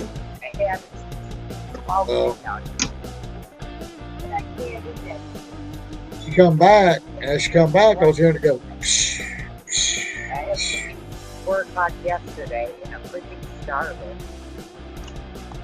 Well, come find out that Mess up my blood work, so I can't. it had a rod rubber plate on the sidewall. And when the tire got down to where all the weight was on it, it's like the split in the sidewall from the drive rod would open up. And it go psh, psh, every time it. I told her, I said, you're going to need another tire. When she mentioned something about my truck, I just kind of stared at her. I just didn't say nothing. Well, when we got back in the car, we're going back home. I told my wife, I said, don't you think that if I was going to let her use my truck, I would have brought it up there when I came? Oh no, I guess now I'm to the point where as long as I can get to work, I don't really give a shit about anybody else. I mean, it's not my problem you can't get to work. I mean, I've always found a way. I've always found a way to work. I mean, you know, back when we moved, back when I broke my kneecap and we lost everything, but the one car that we had and my moped that was paid for, I was really driving 30 minutes on a moped in 19-degree weather in December just to go to work every day. So I mean, you can't get to work, it's not my problem. I guess that's an asshole. Nobody helped you out then. Huh? And nobody helped you out then. Nope. And they're all gone. It's like everybody wants me to help them, but then when I need something, there's nobody there to help me. So. I don't know. We sold one. I had like 6 breakfasts. And they're gone. Sorry, I'm dying. That's very happy.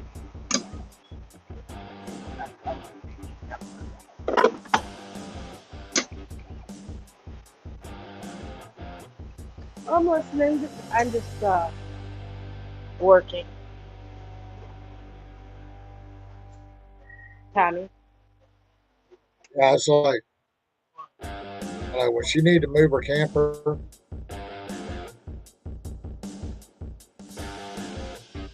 she acted like there was nobody to help her but us. So she went and rented a U-Haul full of camper wheels, which come find out that it probably wouldn't have pulled it anyway because she didn't get it big enough. But and she's got me there, and I don't know shit about campers. You know? Then out of nowhere,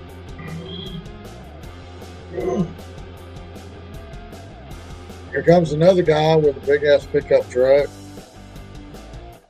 Here comes somebody else. All of a sudden, she's got all this help over here, but she told us nobody would come help her. So I got off work just to go help her, and I could have been working the whole time because she had all this help coming. It's like she didn't tell nobody.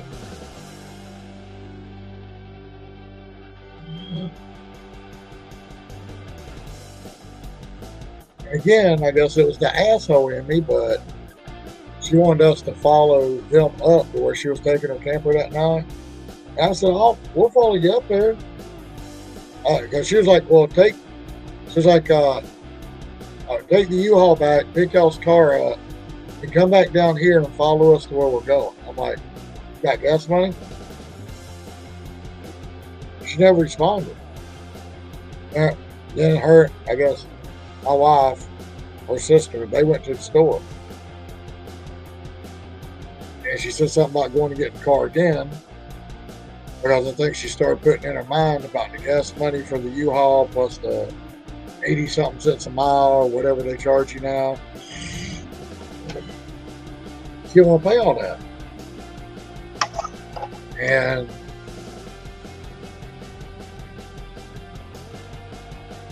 told my wife, she's like, well, I'm not going to put no gas in your car. She's like, well, then my car's not going following you up there. I told my wife, I said, if she wants us to follow her up there, I'll follow her up there in the U-Haul she paid for. I said, then she can pay for the gas for the U-Haul, plus the mileage. And instead of giving us $20 for gas, she's going to end up paying about $180 for the U-Haul.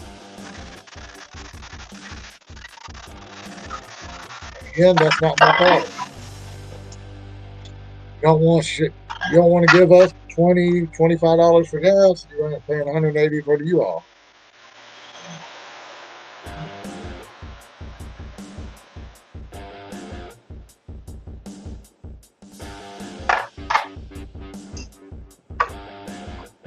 Basically, she rented the U-Haul, paid all that money for nothing, and she didn't even use it.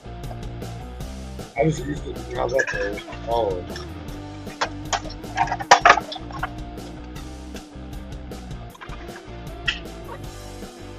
So that was your day.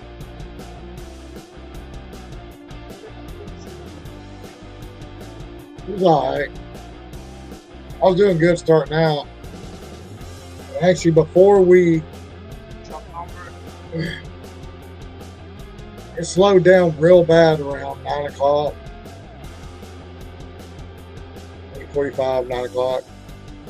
So I was actually going to go ahead in my dash, come by the house, get me some food, take down there with me. I was actually going to go ahead and go straight down to Atlanta and start down there. And then when I got home, she was calling and somebody come look at her truck, her tire, and all this crap. I'm like, I look like Mr. fucking Goodwrench to you? I mean, I made some money today. I never make money on Tuesday. Usually Tuesday in my market is nothing. And I made like $55 today. I was really excited. Yeah, I don't know. It's like, last Tuesday wasn't that great. This Tuesday wasn't that great. I quit early on both nights. Tonight I was going to go somewhere else and try to make money, but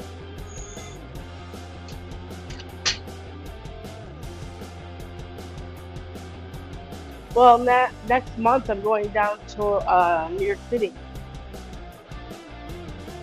how are you? Yeah, I'm going on vacation. I'm going to work while I'm down there. You're going to have a working vacation. Absolutely. Well, I didn't look at my market until I found out about Spark, whether or not how easy it would be for me to change my zones and change back. So they said that if I can't do it on the app, to call them and they'll just automatically do it for me. I said, sure, because I don't want to do it and not be able to get back into my zone when I get home.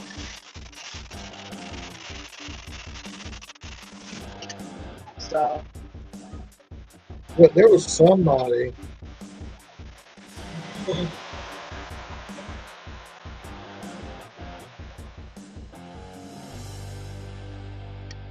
Trying to think. I heard somebody say something No. like that on one of the apps. Ain't been able to do it because I want to say it might be the DoorDash delivery guy. But I think he said that he had some app when he was in Cincinnati, Ohio, or something like that. Or he wasn't in Cincinnati, he's in another town, but he was in Ohio. doing the app. And when he moved back to Denver, I think near Steve somewhere, he couldn't use the app no more because customer service would not switch over what state he was in. Virginia. I remember that. And he was having a lot of issues about it. So he just quit using it. That's why I wanted to make sure. Well, you know, when you call customer service, they'll tell you all this shit, and then you're going to have issues when you get back. You already know how it's going to go.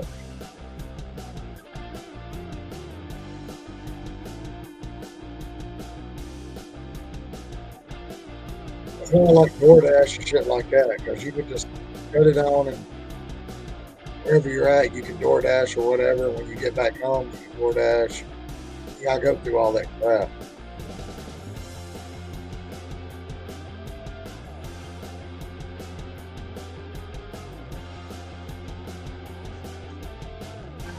Because back when I had Uber Eats, me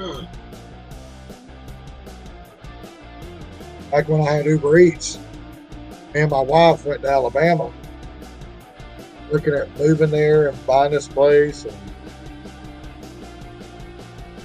I just turned Uber Eats on, see what it looked like around there. And Uber Eats, it said something about it was coming soon. It wasn't there right now or some crap. I don't know. But anyway, when we got back to Georgia, I kept getting all these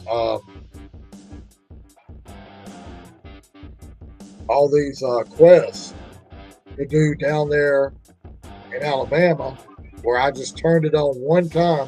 I never even did any Uber Eats there. I just turned it on to see what it looked like in the area. Mm-hmm. And I turned it off. I never could get any quests in Georgia, but they just kept sending me shit from Alabama. I even called customer support, and I'm like, look, you know, for some reason I keep getting these quests in Alabama. I'm not getting nothing for Georgia. I think I'm losing money not getting the quests in Georgia because you're sending me quests from Alabama. I said, is there any way we can fix this? They never did fix it. Well, no, it's the market. You know how everybody says every market is different? Well, they do different things for different markets depending on if they have the drivers. Like in your market, for if you were to like for DoorDash, if you were to refer a friend, I'm sure your payout is not the same as mine. What I'm saying is, I literally just turned the app on one time, never did any Uber Eats orders. I burned on for like 5 minutes in Alabama. When I got back to Georgia, I was still getting quests for Alabama. Yeah. Why? I'm not even. I know when because I was already back in Georgia doing Uber Eats for 3 or 4 weeks. And I was still getting these Alabama quests. I don't know. For the one place that I turned it on for like 5 minutes just to see what it looked like. And even when they deactivated me, I was still getting those. Still think that was funny that they deactivated me because I tried to do the rideshare part just to try to get more quests or whatever, because I never got any quests from Uber Eats here in Georgia. Yeah. So I tried the rideshare thing, and it was like they were slapping me in the face, because once they deactivated me, they popped up on my thing. It probably still says it. I ain't even looked at it in a while. It was like, complete 5 rides and get this. Like, you dumbass, I can't complete 5 rides because you deactivated me. Well, Lyft did that to me. They gave me this incredible bonus. And then when I tried to sign on, it told me that my account was on hold because they were doing background checks. Oh, look, it's changed now. What's changed? We used to, it'd pop up and say, your account has been deactivated. Coach ain't looked at it in a while. Now it acts like I ain't never had an account. I've never seen that. Oh, your Uber account. Yeah, before it would say your account has been deactivated. Now it acts like I've never had an account. Well, maybe you should re-sign up. See what they say. Yeah, because it hasn't. Okay, sign in or register.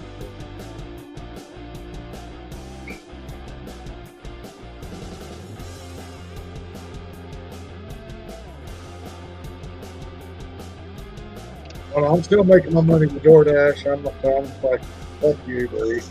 I ain't got to fucking have you. Oh. I haven't done Uber in a long time. Bart still ain't got back to me. Who? Bart. Oh, did you get on? No, I'm still waiting on him. Waiting on him now.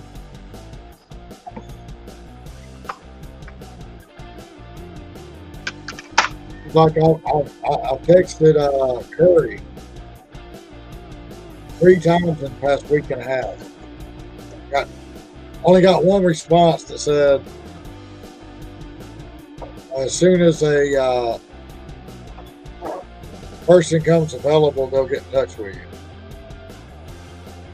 you. Like, you ain't had nobody that's been free in the past week and a half, 2 weeks. Maybe that's why we're all still on the wait list. But all I was asking to do was double check what vehicle I put on there. Because I have a pickup truck. I was going to have to switch it over because Steve said he's never seen anybody with a pickup truck be on a wait list. All I wanted them to do was get back with me and tell me what vehicle I put on there. And just get them to switch it over my pickup, see if I could get on, you know? They won't get back to me. Well, every time I check Curry, I keep saying that I'm still on the wait list. It does me too. That's why I wanted to double check what vehicle I had on there. But I think when Steve and Bud Soda were on, he was telling Bud Soda double check because if you had your pickup truck on there, you shouldn't be on a waiting list. If you had your little car, that's probably why you're on the waiting list. Well, I have an SUV.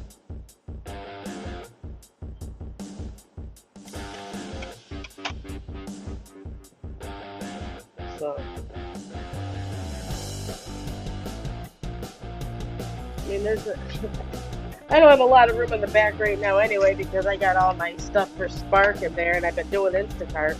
So because the weather's got nicer, I put my bags in the back, you know, in case I get any freezer stuff or whatever for Instacart to keep things cold. I gotta reorganize my car is what I gotta do.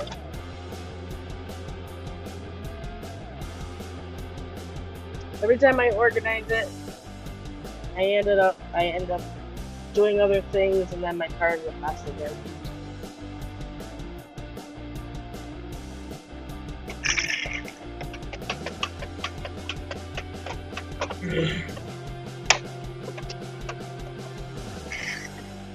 I texted him on April 25th. Hurry. Double check my vehicle. He got back like an hour later. He said, thanks for texting Curry. We'll respond when a representative is available. In the meantime, search for your question at the help center.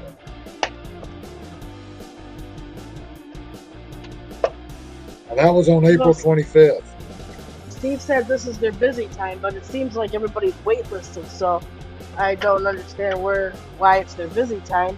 They still have us all waitlisted. Well, this was April 25th when they said a representative will get back to me. On April 26th, I texted and said, when do you think a representative will be available? A day later. Then, this past Wednesday, which would have been last week, so what, 6th, 7th, last week, I said I still have not had a representative get back to me yet. I got no response out of it. Well, I've been trying to get in touch with them for like 2 weeks now. 2.5 weeks.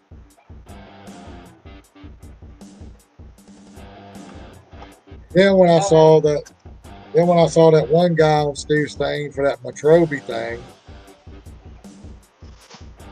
they unloaded that. But unless you got it has a place for like an SUV, a van, a cargo van, or a box truck. You don't have no options for like a pickup truck.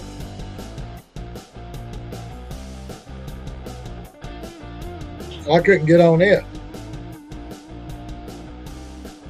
I said, well, I'll just say I got an SUV and I'll use my pickup. That Metrobi. But then they want you to take pictures of it. I'm like, damn it. Got me there. I can't take pictures of it. So I thought about going to the parking lot and take pictures of somebody else's SUV. Send it to them. Use my pickup truck. Because when they were doing that, I was in the Hooters parking lot and I'm kind of looking around for an SUV that I can use. Somebody else. Oh, Lord.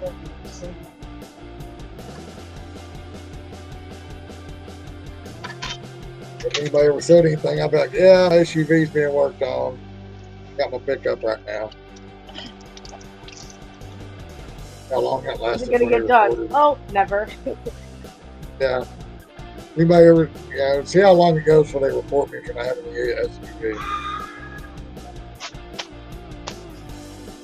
Well, somebody told me to change my status from my Forester to a truck, but when I went to do it, I was waitlisted, so I couldn't. Yeah, that's what I'm talking about.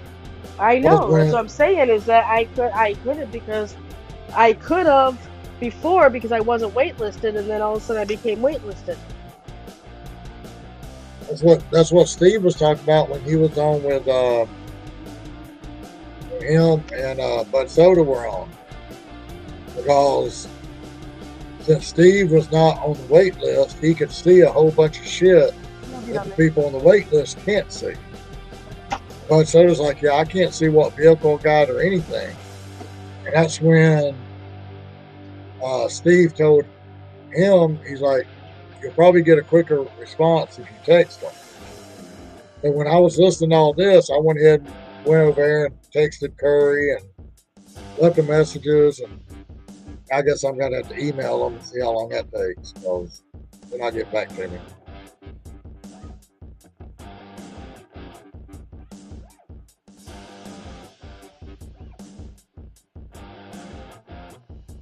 Gotta see what we gotta do to get Bodymore up here with us. Apparently he was under the weather that Saturday that he told me he'd come on if I made a stream for him. I just think he's pulling our chain and leading us on. He ain't gonna come here.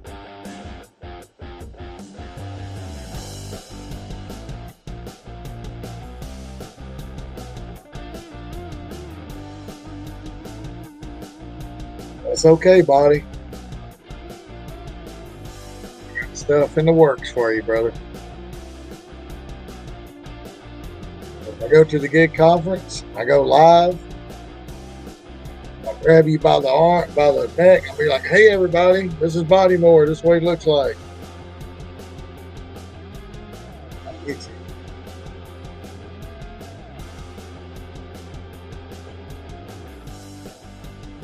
you. Hmm.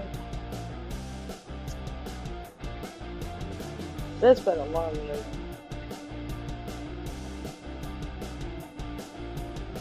Yeah, so like that one night I was talking about, I thought I made Fire mad. He left a comment. Yeah, I heard you.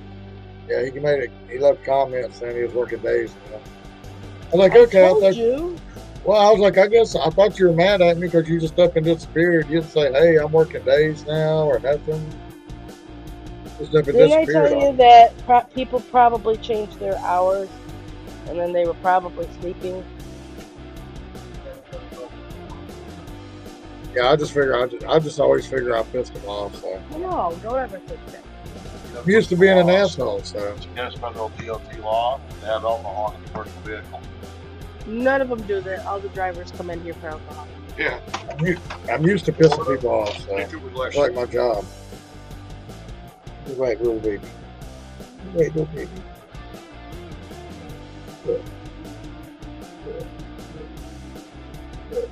Okay, need camera time.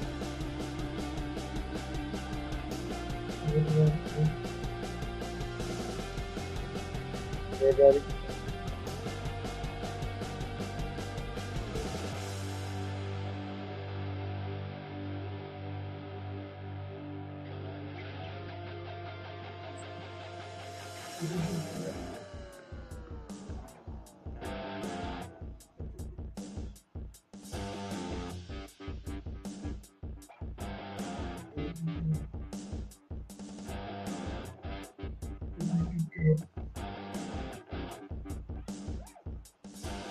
Woke up from a nap.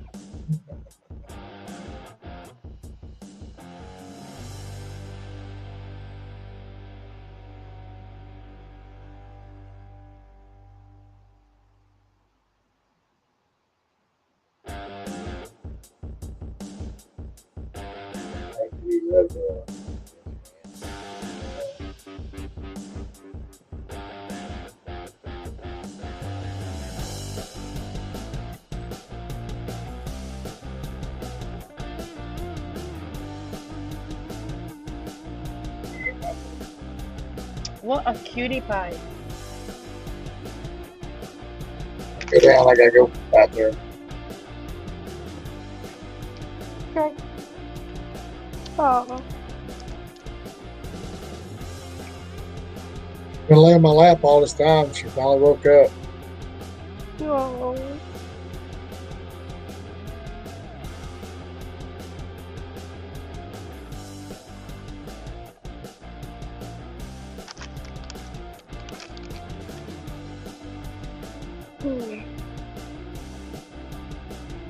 I connect with it.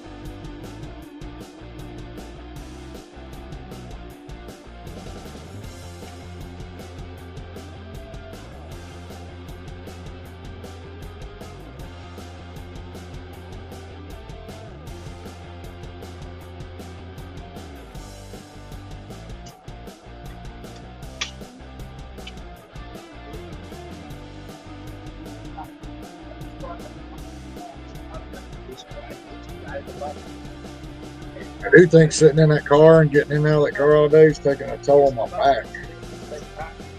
I woke up this morning, I couldn't hardly get out of bed. Okay.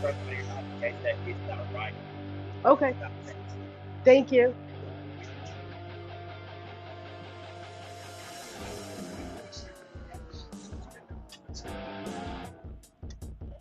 What did you say? Exactly.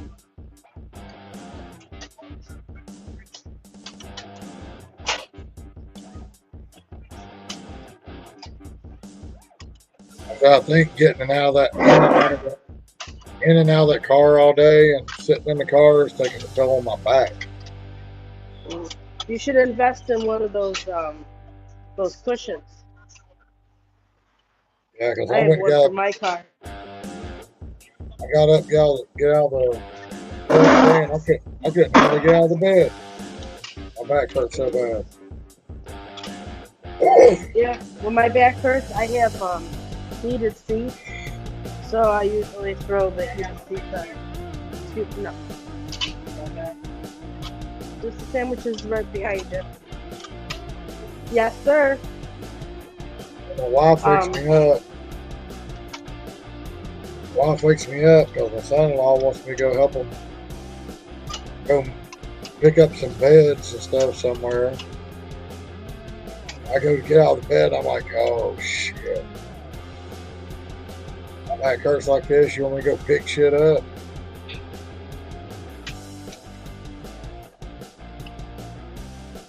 Yep. And that's the way it is. Well, I'll tell you, do y'all have a place around y'all called Jason's Deli?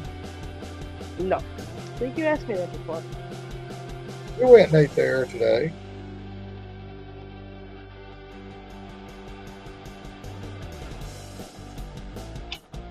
Does it have like wraps and sandwiches? Like a deli deli?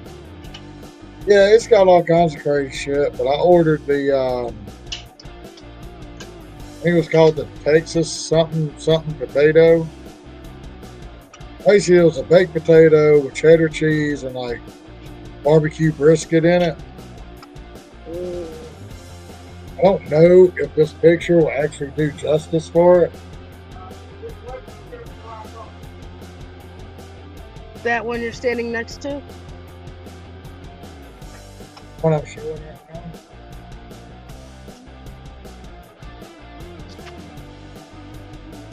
That potato, it's like $10 for the potato.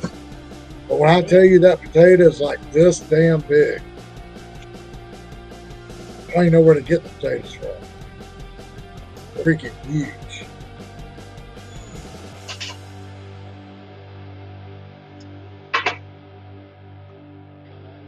I was actually at first kind of pissed off. They're charging me $10 for a potato until I saw how big the damn thing was. I couldn't be mad no more.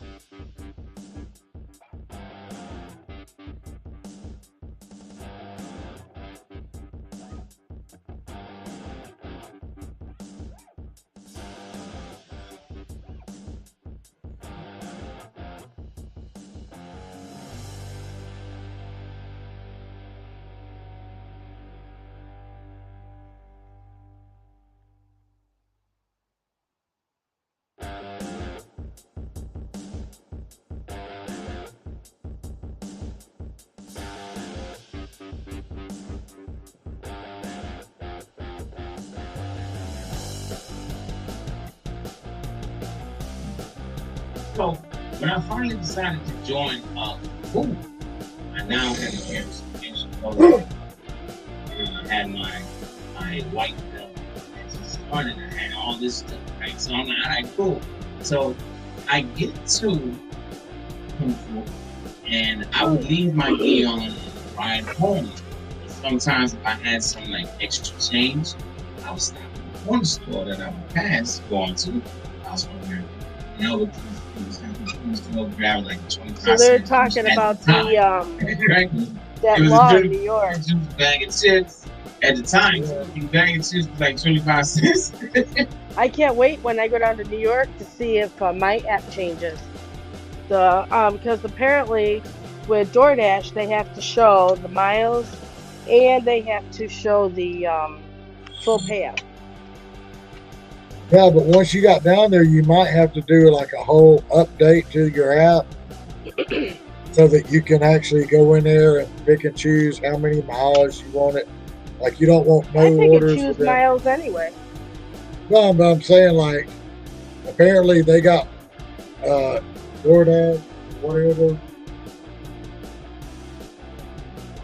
DoorDash in New York, they implemented a thing to where they can actually go in now and say, I don't want to see no orders that are over 8 miles.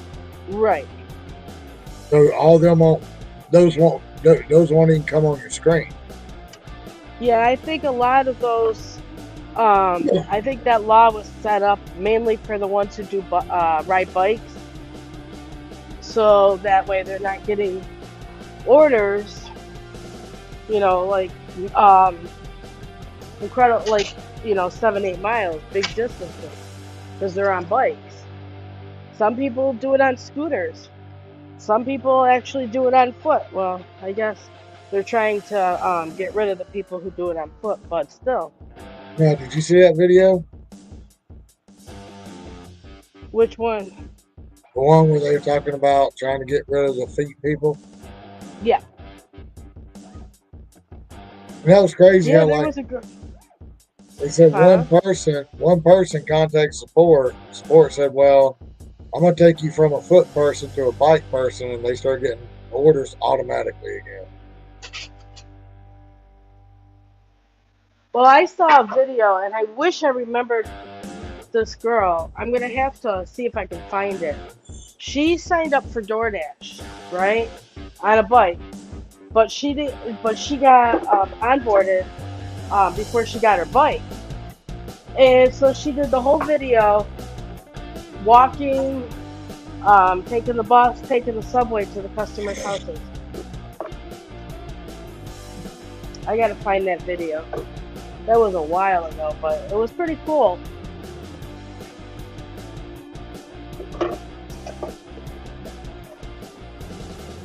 She said it was taking the subway, because I left a comment, and she said taking the subway and the bus was more efficient. Because New York City subway is pretty efficient. I gotta find that video though. That was like a year ago. But it was pretty cool.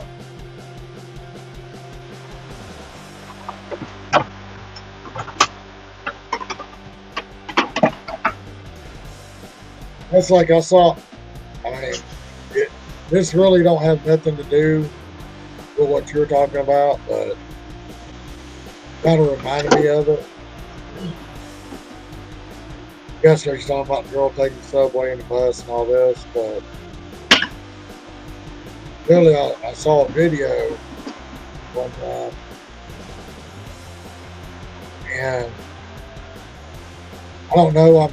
I don't know what state it was. It might have been New York or something like that, but I guess the people like followed the bus and was videotaping this, but they literally, there's something to the effect of, they showed this what appeared to be an older elderly woman that was out, looked homeless, out begging for money, like all the homeless people do and everything. Mm-hmm. But then when she got done,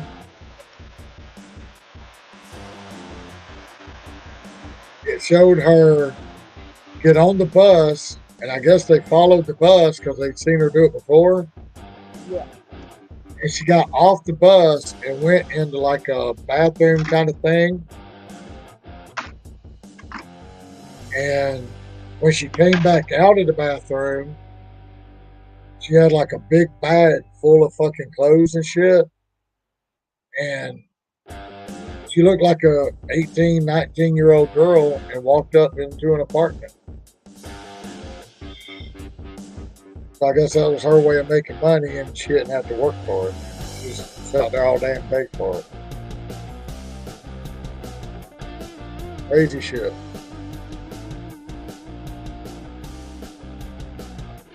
Apparently she would go out there and make herself look like an older woman. She'd make all this money for nothing. I guess that's how she paid her bills and lived in an apartment.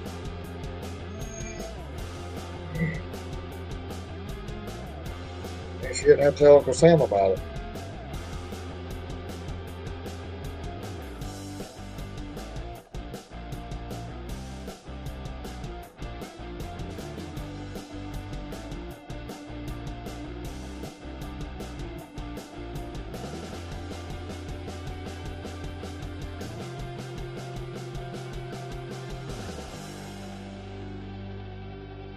I guess when people give you cash money for being homeless, you ain't got to report it to the IRS.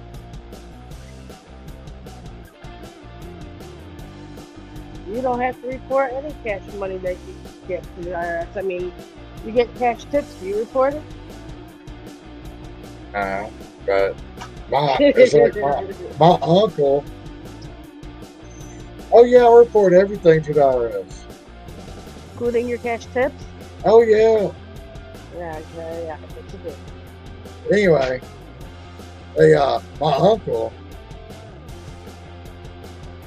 saw this old man out on the side of the highway when you exit the highway. Saw him out there all the time, begging for money, like he was homeless.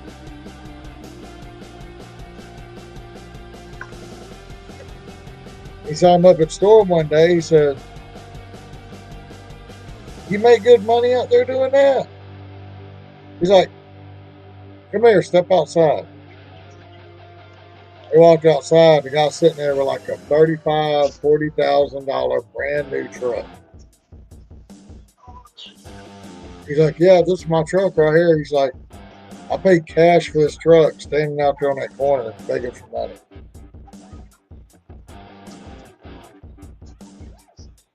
That's something else.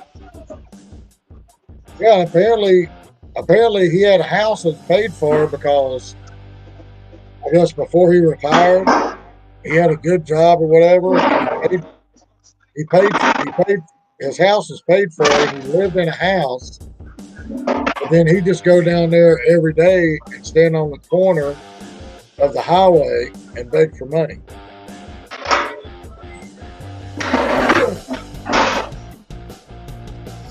Well, some of them do pretty good. I mean, hell, they just stand out there holding a sign and make a couple $100 a day. They ain't got to tear their cars up like us. They ain't got to waste their gas like we do.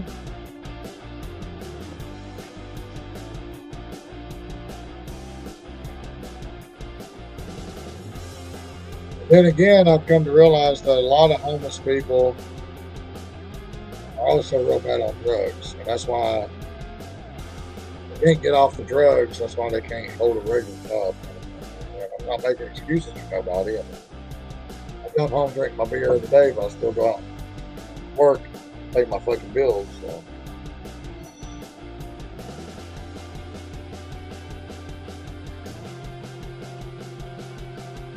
Everybody finds their money somewhere.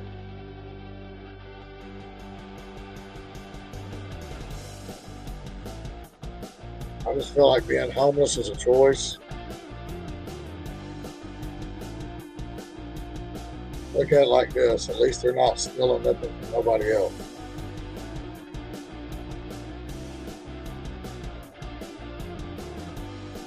Get the money. At least they are standing out there holding a sign trying to get it without going in and breaking into people's shit and taking their shit.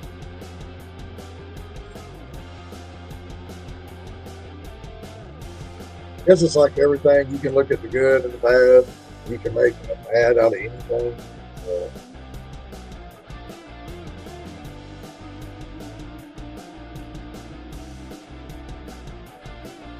We got people who do it here.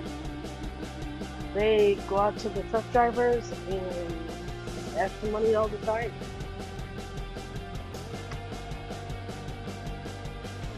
Yeah, but you probably got all your lot lizards out there too. Oh, yeah. I remember when I first started here, some guy told Jeff, who was the manager, said that he needed to get new lot lizards. I was like, what the heck is that mean?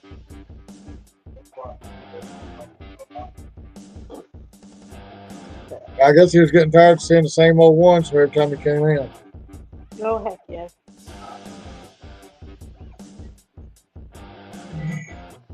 Actually, I did not work at this Waffle House, but I went over there and filled in every now and then.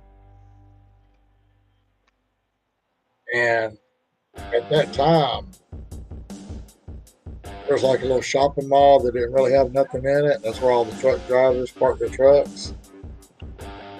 They're sitting there telling me that the girls on second and third shift made more money out there with truck drivers than they did working. I was like, All right, I'm wow. coming. Yep. I was like, so I guess this job's just a front. Yeah, pretty much. See, Waffle House, you don't really have a 30-minute break or an hour break. You just kind of take a break whenever you slow down, kind of thing. Yeah. Because, there's nobody to relieve you. Well, I'm just assuming that, there'd be two girls there. One will be like, hey, I'll be back by a half hour, an hour. We're going to take care of some business. And they show back up, I guess. I don't know.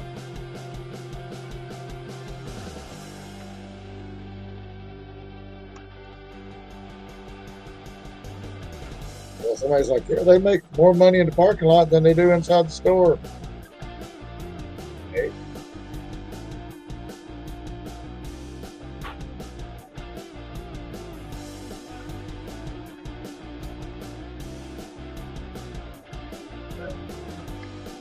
Sometimes I think that's why people get jobs here. What? I think that's why some people get jobs here for that reason. Because trust me, the girls we used to have working here, I don't know, kind of weird. They would be all over them. Yeah, but some of them girls think that shit's gold plated or something. I ain't never found no gold in them mines. I ain't never found it. I think that shit's gold plated, and I ain't never seen no gold down there. Shit, it ain't. I don't understand. I think that shit's got platinum or coal or something up in there. Well, you never know. All I They do might know have is a Pierce, and there's sterling silver in there. All I do know is there may not be no gold in there, but they might have something in there that you can't get rid of, so better watch out for it.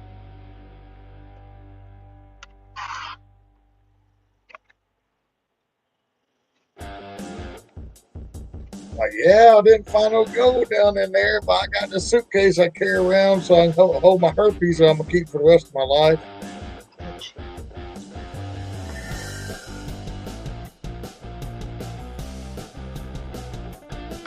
Tell you the truth, I think most of them are Christmas stuff. I know. When I think about shit like that, I go back to like the old Eddie Murphy.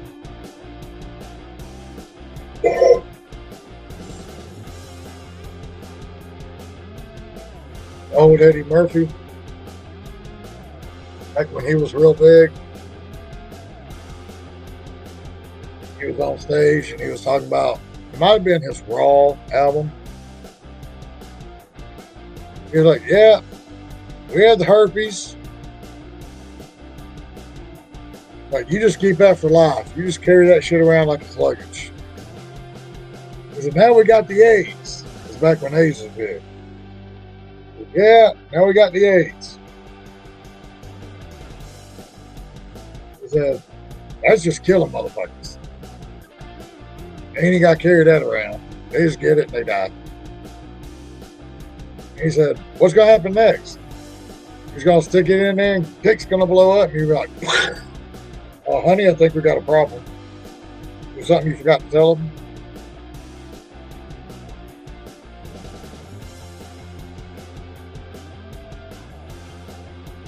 And again, right about now is when you've got your microphone off, and I'm thinking that you're ringing somebody up, and I say something like that, and you just start laughing, and they look at you like you're fucking crazy.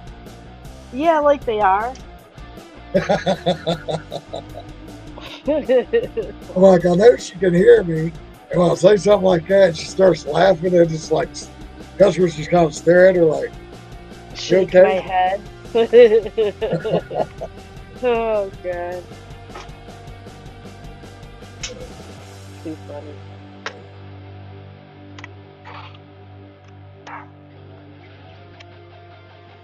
Well, as soon Right. as I Gotta done mopping explain, the floor, I'm gonna eat. gotta explain to them how you got this crazy ass in your ear. Well, it's okay. I hit. You know Double M, right? You've seen her Oh yeah, around. Well, I used to talk to her when I would be doing rideshare, right? And I have a passenger in my car, and obviously I couldn't talk to her when I had the passenger. So I tell her to hang on, but I had my headset, and she would just sit there and say this. She would just sit there and say some stuff like she heard them talking. She would comment or something like that. And oh my god, I had such a hard time keeping it in. That actually, girl is a crazy girl. I think I saw her last week on one of Flex's streams. Yeah, she was. And she had me in her ear at that time too. I'm like, I was talking to her. I'm like, wait, can they hear me? She's like, no, I got you on my Bluetooth. Oh, I was texting him and I was like, Double M, where you been? I ain't seen you in a while. I was texting him like that. yeah, we've been working.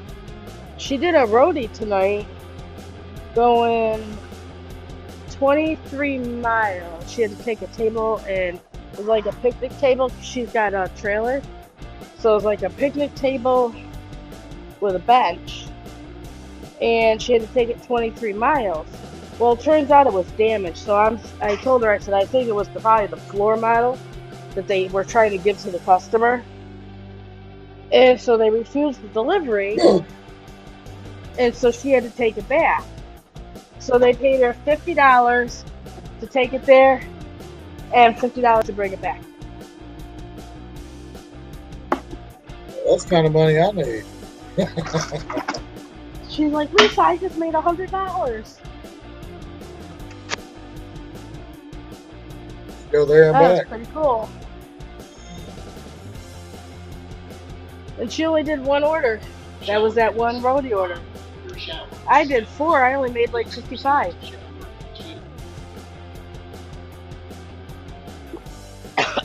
Or did I 3? 3 or 4. It was like Steve was talking about that curry that he did. I mean, but it was a little different because I think he said he made like $700 and something in like 26 hours, but he drove like 500 something miles.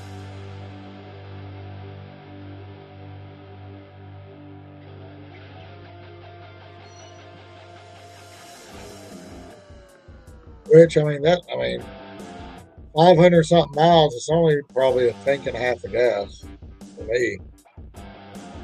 If that.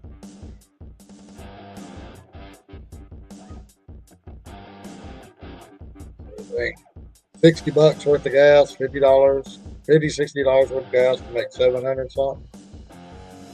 Hell yeah.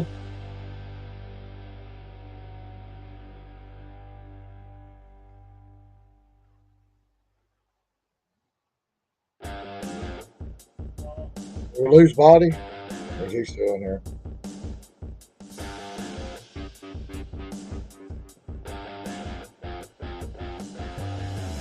Yeah. I think body comes and goes. I think we established that he lays there, listens to some music, and goes to sleep. Which you turned off. Huh? Which you turned off. No, it's still going. Your music? Yeah. No, I can't hear it. How come I can't hear anything on my end? I don't know. I don't know either. Every Come on, time you say Topa. you can hear something, I can't hear it. I hear it right now. Maybe it's just on my end, but I heard it before.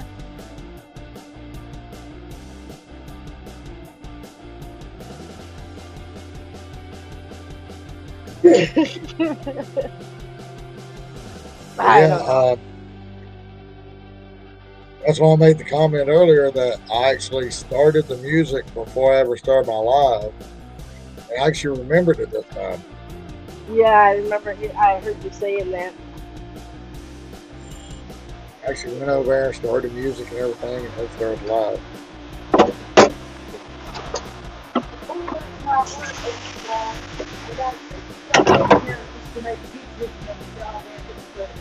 And Body was one that asked me to start a little bit earlier. So I got here, I got on here about 12:30, and hell, nobody still showed up till like 1:30.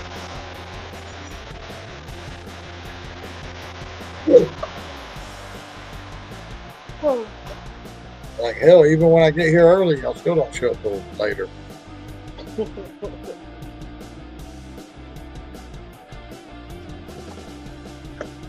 I just can't win with you guys. Well, I forgot. I'm not gonna lie. Usually, Body's like right in there. As soon as as soon as live comes up, he's right there.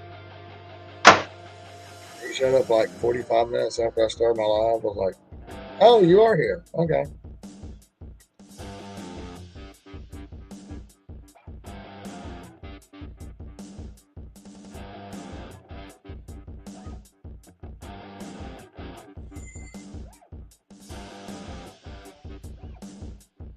Thinking about going down and working Thursday night in Atlanta. I don't know how it's going to work out. You only have one phone. I'm going to try to stream and work at the same time. But I know that, like, when I'm in Flex's live, when I go take pictures, if I take a picture, like, I shouldn't have to take too many pictures down there in Atlanta when everybody wants to be handling their food. But whatever the case is, the video just abruptly ends, and it kicked me out, and I couldn't get back in time. Off the stream from.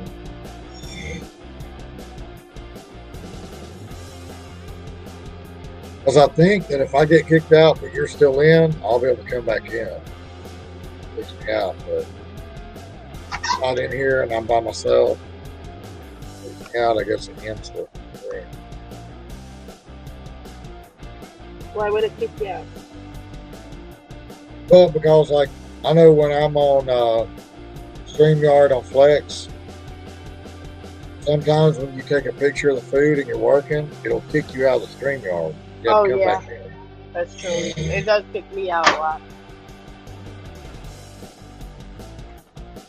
That's what I was saying. If you're in here, I might be good. I might be able to jump back in. If I'm in here by myself, I just go right to it. As a courtesy to other drivers, please pull forward. Thank you. That's Thursday. I think about going there tomorrow and check it out. No, I don't want to be down in Atlanta on Friday and Saturday night. I'll Right, be out there. Yeah, because most of the stuff in Atlanta that I'm delivering to at night is like the hospitals and the places where they can't go and get their food. Mm-hmm. I don't want to be driving down, and if I want to do it, I want to do it at night when the streets are pretty clear. I don't want to be down there on a Friday or Saturday night in Atlanta. Everybody's down there, and the streets are crowded. The bars are letting out. I don't want to deal with all that shit.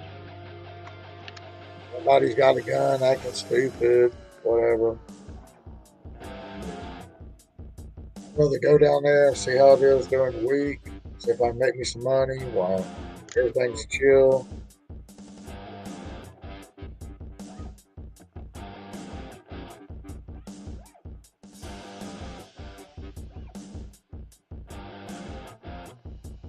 I just don't think it'd be a good place for me to be after dark. Lots of drunk people out on the road.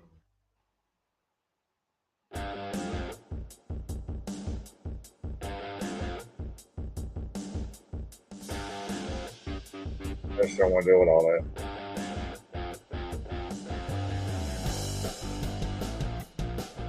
Well, I tried going down there. No, I did it one night. I started like 8 o'clock at night down there. It wasn't that bad because the streets wasn't that bad. Then like a few days later, it's kind of slow up here. So I said, hell, I'm going to go to Atlanta. It was about 5, 6 o'clock. Rush hour traffic, cars everywhere. Yeah, it took me about 15 minutes to figure out this is not where I wanted to fucking be. Turned my car around and hauled ass back up this road.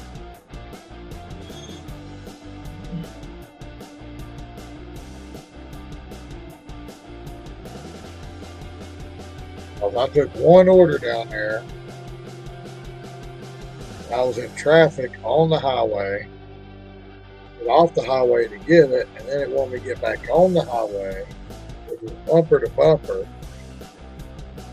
just to go down one exit to get off. I was like, nah, I ain't doing this. That's when I realized if I'm going to go down there, it's going to be late at night. I ain't doing it during the day.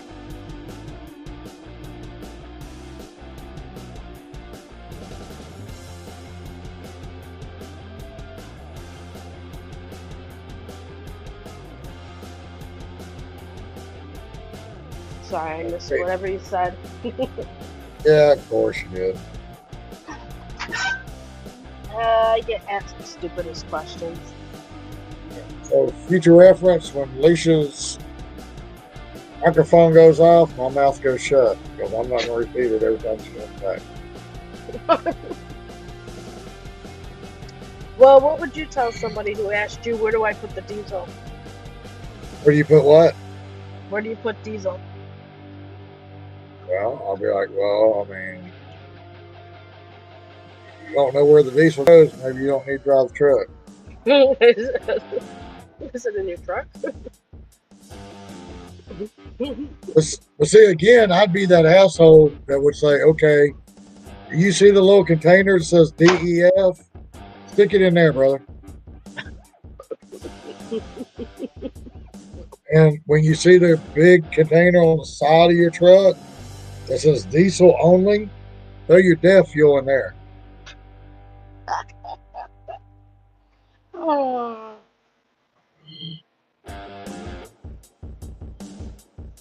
Like I said, I get asked the silliest questions.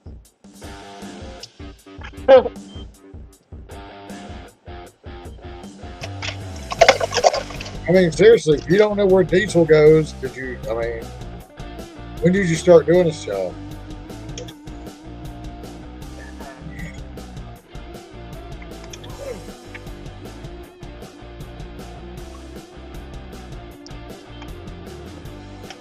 Well, surely, don't say nothing. Surely, hopefully,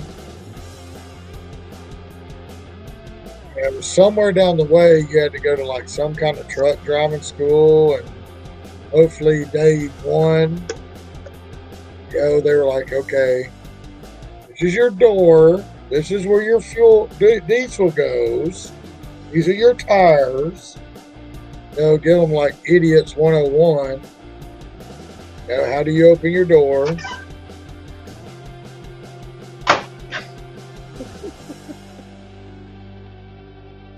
See, stupid. That's kind of stupid shit I couldn't deal with, because I'd have to throw off some smart ass comment. I just shut up. I mean, I wouldn't be able to shut up. I mean, I'm too old to give a fuck.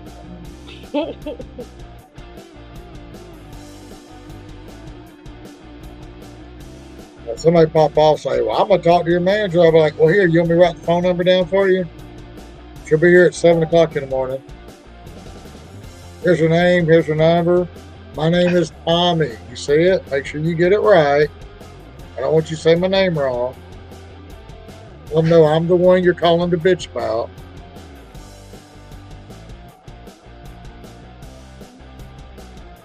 When they say stupid stuff and then they go, "What's your name?" I'm like, "Yeah, I don't know." You don't have a name? No. I had one guy. Oh, he was being stupid. He asked my name and I told him. He goes, "Good, because I want to know who I have to complain about." I said, "Well, what's your name?" He goes, "Well, you'll find out when you get my complaint." I said, "Okay, whatever." And I don't even remember what it was. It wasn't even like stupid. It was stupid on his behalf. Yeah, a lot of people don't want to give their name out. I'll be like the first motherfucker. My name is Tommy. Look at it how it's spelled. Make sure you get it right. So when you complain tomorrow, you got the right name. Would you like to take a picture of the name tag in case you forget? I had a guy give me a $5 tip and didn't buy anything just because one guy came in and was being a jerk. He goes, "You got to deal with that all the time." He gave me $5. Work for you. Because we're not all like that.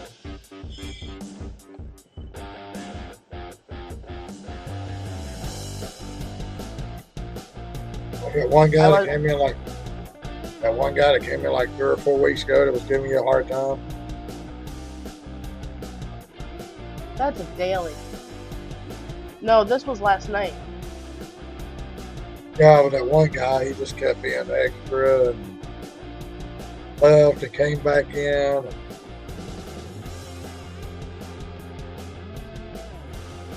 I think I know what you're talking about, but I'm not sure because it happens a lot. Yeah, I wouldn't have patience for people like that.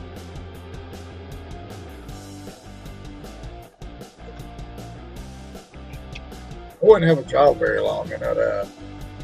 Well, I told one guy, he was just being miserable. And I said, you spend 12 hours in your truck. You have to pull off to get fuel. And I said, aren't you happy to see people? And I said, aren't you happy to see people? He goes, "No." He goes, "If I had my way, I'd never step in a truck stop. Because I don't like people. That's why I drive by myself." Okay. Well, I don't like people. They get on my nerves. I mean, people act stupid. If I had my choice about it, I'd stay at home with my doggies all day. I don't like people. I have to tolerate them when I have to go out around them. Yeah, I don't like people. If I had my choice, I wouldn't be around them because being around people is how you get in trouble because you have to deal with stupid people. Like I do every day. Yeah, that's why I say I couldn't do that. I ain't got the patience no more. My son, my youngest one, my 26-year-old, he can't stand people. He thinks people ask the stupidest questions. So he went to school for computers. So he does computers. And all he's got to deal is with computers all day.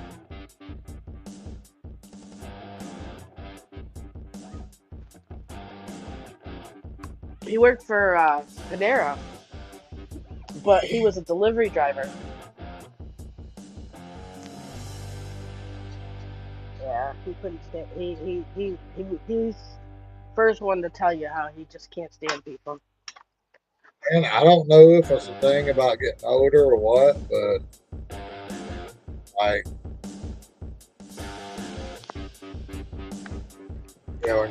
before 2020, I'd be at work.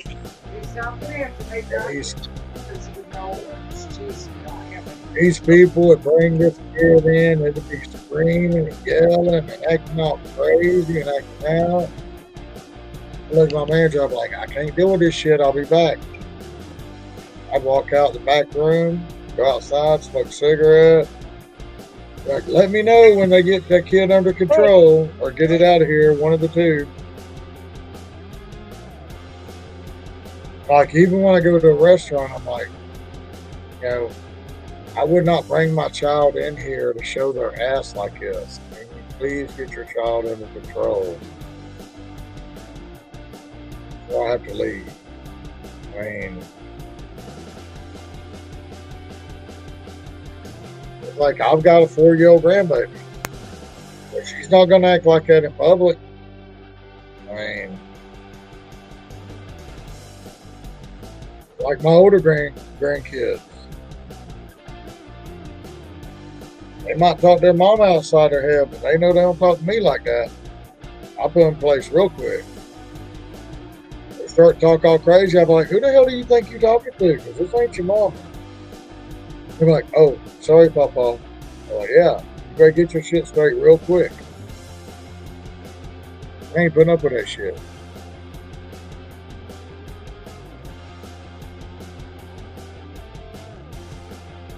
Act all caring at home all you want to with your mama and act all crazy and talking outside your head and all this, but you ain't gonna do it when you're around me.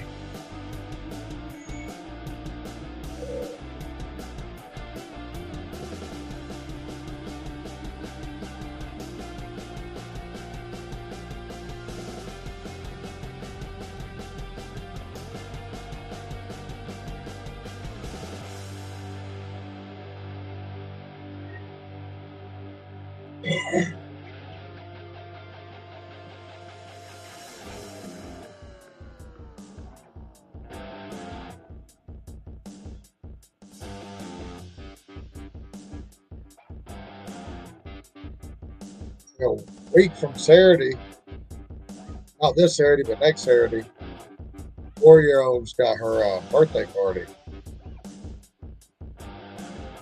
They come by here at 9. I don't know what it is about me, but she just loves Papa. And I said, Papa, Papa, Papa, Papa. She goes running over. Looked at me and said, you coming to my party? I said, yeah, are you coming to your party? She said, yep. Okay, I'll see you there.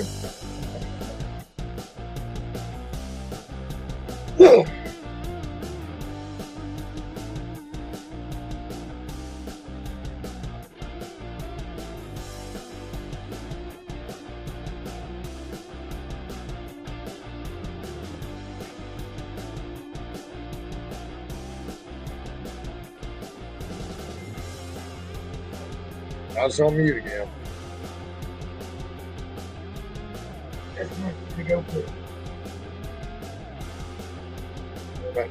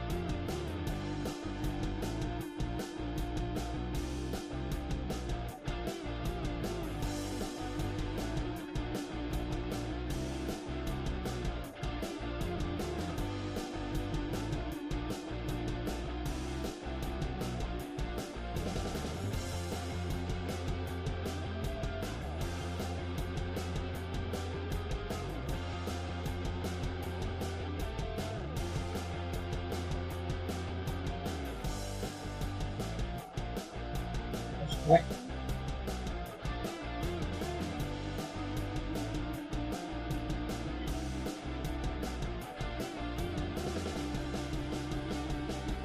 Lisa.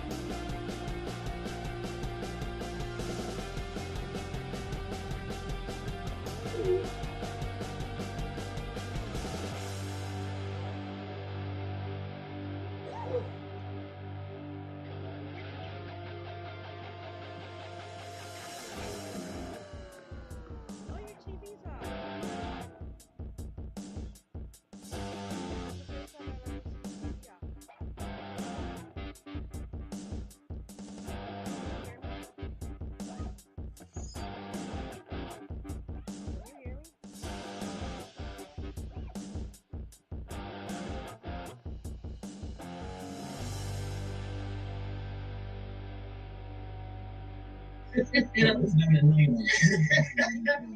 Yeah. Yeah, I stopped at the corner store coming back. Okay. I walked in, flipped my bag over. I looked Did back, you hear me? flipped it over, and I ain't heard shit. I'm digging for my I'm sure they're change, talking and to you. I had to change And my mic.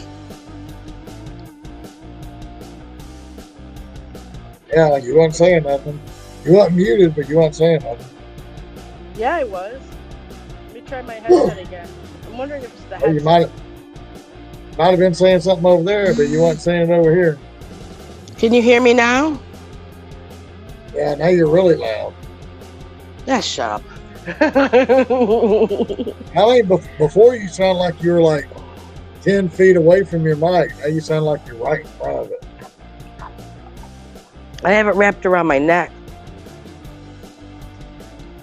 That sounds a lot better.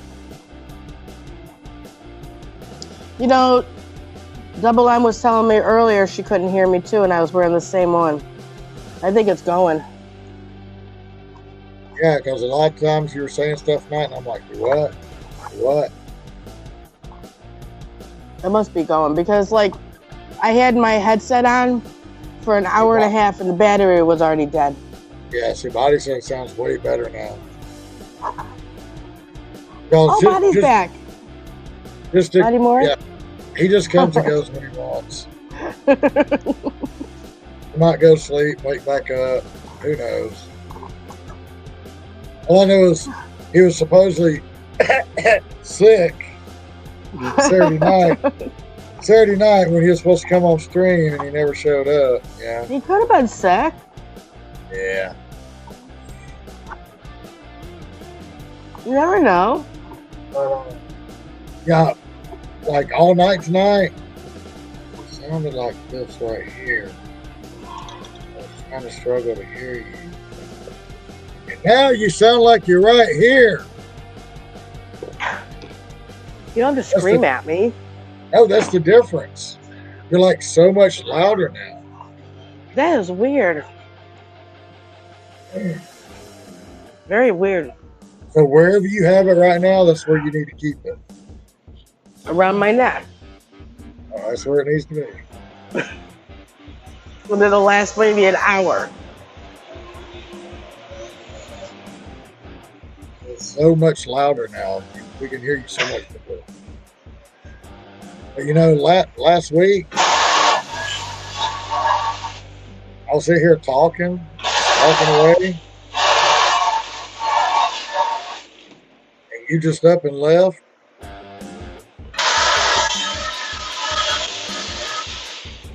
Remember that? You're like, I gotta go. And you just left. Yeah. I was busy. Well, I looked, and I did not even realize it was 6 o'clock in the damn morning. Oh. Because I know you said your manager usually comes in about 5. Right. And I did not even I was sitting here talking away. And then when you just up and left, I was like, okay, she gone. I looked. It was like 6:08 or something. I was like, damn, I didn't even realize it was that late. Well, I know usually about 4:30, 4:45, you know, you're like, well, I got to get off here. My manager's coming in. I'm like, how the hell did we talk 6 o'clock? And she just up and left now. Like, her manager must have been late. Maybe. I want to say it was like last Thursday or something.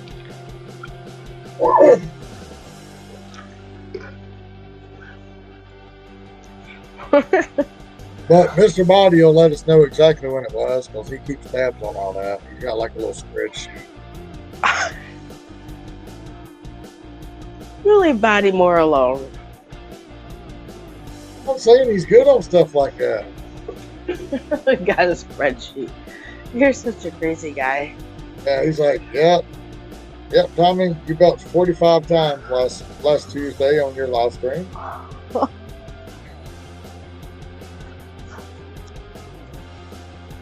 He knows all that stuff. I can't get him to come up here and join us. I'm going to one day. Yeah. Well, I said if he don't come join the live stream by the time the conference comes, I'm gonna go live and I'm gonna grab him by the neck. I'm gonna be like, "Hey y'all, this is what body looks like." Put it there.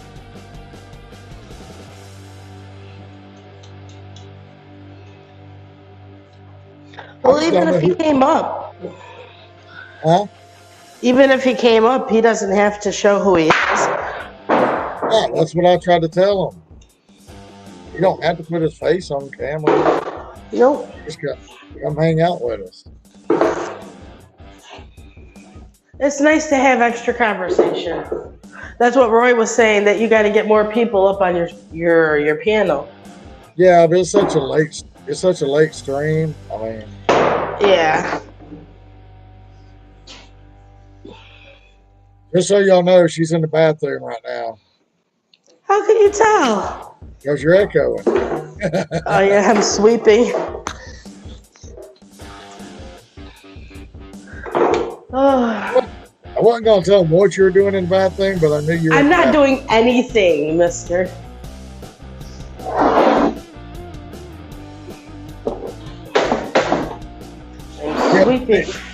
Yeah, she had a tinkle, so she's like taking and moving a garbage can Oh my around. God. But nobody knows what she's actually doing. It's like moving that garbage can around. I would put you on mute before I did that. So they say. Whatever. You know, there's this cop who's been coming in for a disc because I guess there was, a robbery or something. And so I guess they came here. And so he wanted video of our customers from that time frame. And this guy's been in every day looking for this disc. They finally gave it to me to give to him tonight. He hasn't been in. Yeah, this is the same guy you were talking about last week. Is a cop? Yeah. Maybe, because it's the only cop that's come in. I think you've been talking about he's been coming in. You were talking about him coming in last week looking for it. Maybe then, yeah. Yeah, he's been in here every day. I'm drinking. I remember more than you. Oh. Every day here kind of just blends together. I don't know. Like I said before, I like this because I hate typing. This way I can actually talk to people and answer questions. I hate fucking typing.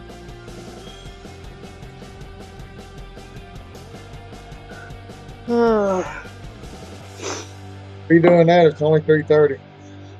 I know. Well, I just had lunch, so it's like, But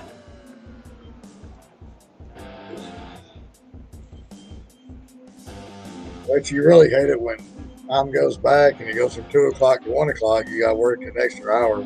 That shit used to suck. Oh, I know, right?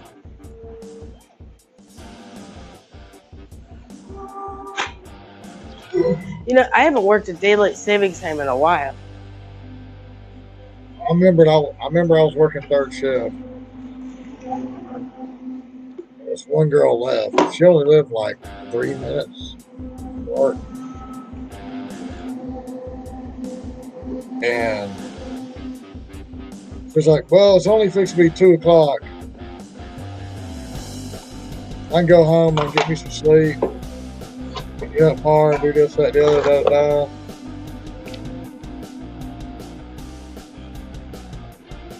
And she calls me. Right after she got home, she calls the store. She's like, you know what just fucking happened? I said, yeah, time went up. She said, yeah.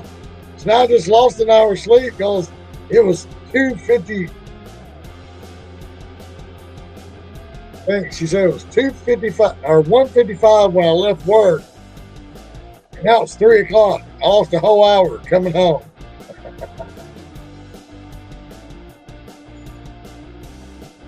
Yeah. How it works.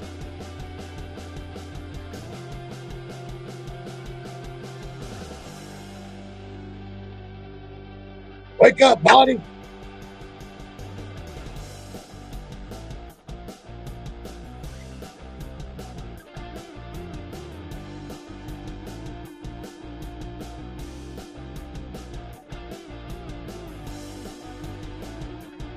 Owner was like, he's like, hey man, you come in here, what are you thinking? You want steak? I was like, oh, bro, I just walked in the store. I just walked in the store. I parked my bike. I had my gi. Actually, I had my gi in the bag, okay, and I just had it on the bank, hanging, right? I parked my bike, walk in, just as quick as I'm saying. This is exactly how it happened. I walk in, flip my bag over, open up the zipper in my pocket, digging for my change. Now the guy asked me about my bike. Yep. I'm like, what? My bike? I was in the live stream for this. My bike is. Tell me you haven't watched it yet. No, I said I went in there, but I left. I said I didn't watch the whole thing. You know, I'm gonna chop that beard of yours off. Go on, Huh? I'm gonna chop your beard off. Got my scissors.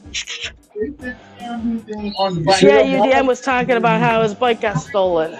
Was mad, You see them mics? disappointed. Huh? See them mics? What mics? They're Those big mics? microphones. Yeah, those big mics. And They're overcompensated. Oh.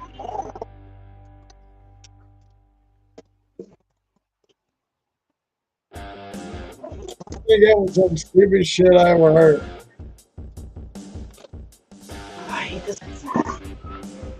What? You heard that. I said, I hate this headset. I don't even think it's that old. Like a year, because like I went to the cooler right by the door and it started sticking.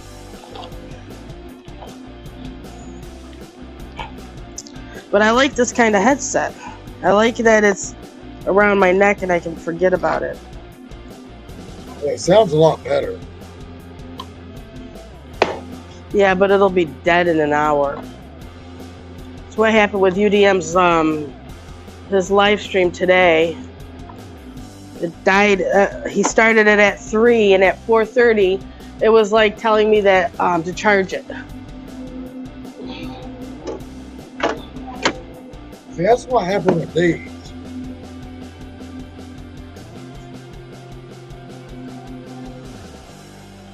Let me see. What, your headset? These are Beats. Okay. These are Beats headphones. Yeah. You know, they go around the neck and everything. When I rode my moped, I always had them in my ears. I put my helmet over. I listen to music. Well,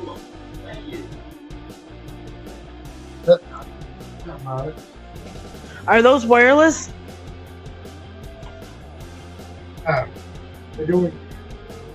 Hey, yeah, they are. Yeah, they're Bluetooth. But they're Beats, and I paid like $200 for them. Oh shit. And when pandemic hit, and I wasn't really using them that much because I wasn't really riding my moped or nothing. Yeah.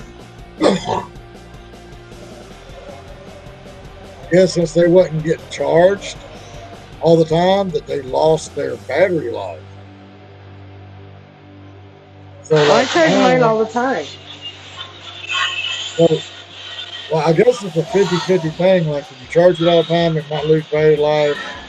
These didn't get charged, but now when I charge them, those headphones only last like 20 or 30 minutes. They're totally dead.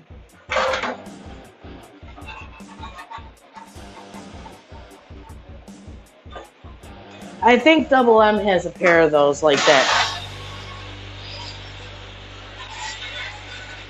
Does it have a built-in microphone? Yeah. Or are they just for listening? Well, this guy built-in microphone and all that shit. I pay $200. The motherfucker better have a microphone. Feeling better? Kathy? Are you feeling better? But are you feeling better? No. My gas hurts. I gotta go off with my gas.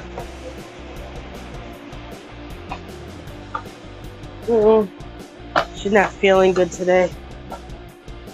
Hey, The girl I work with. well, if she looks constipated, go take a shit. So she can't eat because of doctors. Some tests. So she's hungry. That's probably why she doesn't feel well. Because you know how your stomach hurts when you're hungry? Oh, yeah. I feel bad for her. But I thought most of the time they told you don't eat before you go to bed and you don't rest the next day. Well, if you're having certain testing, you're not allowed to eat or drink. Because they say that after like midnight or something, if you got tested the next day, right? yeah, she's got to go to the doctor's this morning. That's why she usually comes in about 4, but she started at 3 today, so she can leave early. Hey, so if they tell you not to eat after midnight, then eat at 11:30. You feel good. They say I can't eat after midnight. 11:30, I have a fucking big stack of food sitting there.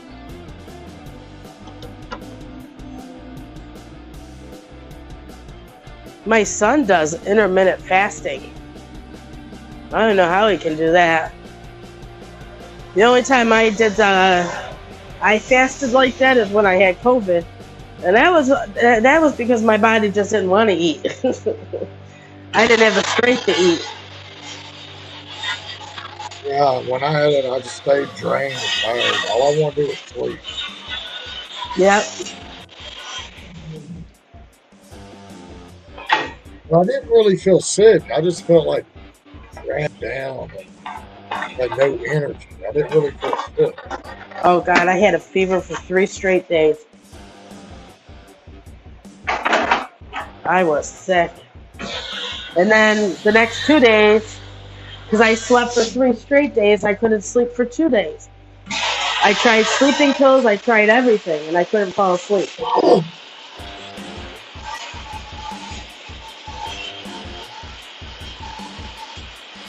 tell you, when I had it, I got caught up in my sleep.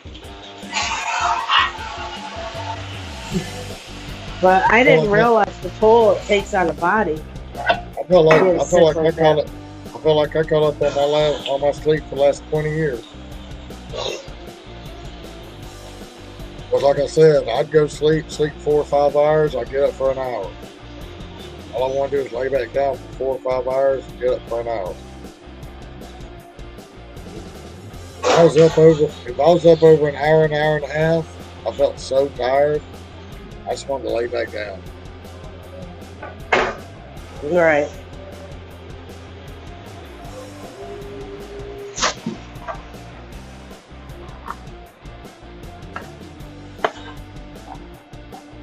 Luckily, we still had food at the house, so we sat here and cooked here and ate here and ordered some food out. When I got sick, me and my brother both got it at the same time. I told him, I said, do we have enough food to last? Because I heard that you're like gonna be sick for like a week or whatever, right? I mean, I never got sick before. He's like, yeah, we got enough food. Why? And like, then we didn't even eat. Well, see, and then that's another thing. They used to say you had to wait 2 weeks. And they said that you had to wait a week and a half. And some people say 7. Now it's like 3 or 4 days you're supposed to be okay. But me personally, I was sick for 2.5 weeks until I was sick I was probably sick in bed for about five days. And then my body was trying to catch up to itself for another week. That's what I'm saying. Now that they've lowered to 4 or 5 days, some people might feel better after 4 or 5 days. But now I feel like they're walking around to spread it to other people because they still have it in them. You know what I'm saying?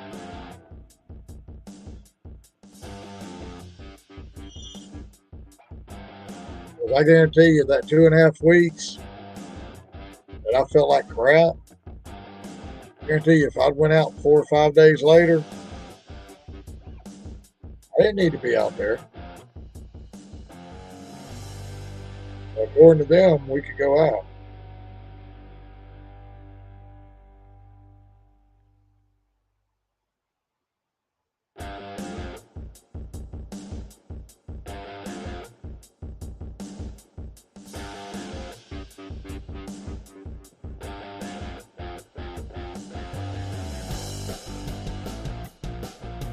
Like I said before, I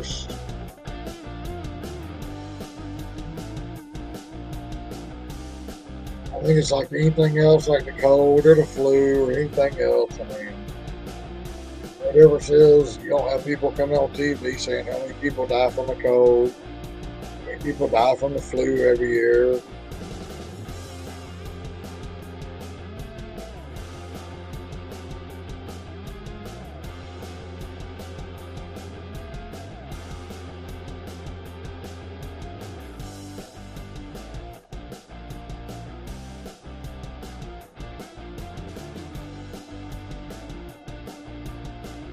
I think, like they're not going to come out and say it, but like a lot of people that die from the cold or the flu every year, they already have health issues in general.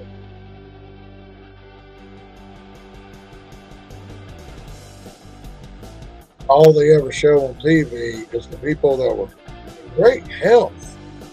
There was nothing wrong with them. They died from COVID. They don't talk about all the people. They put the numbers up there.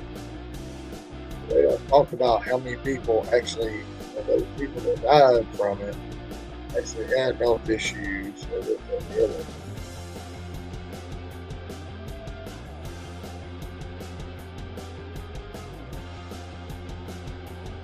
I don't know. I just like you're going to go when you go.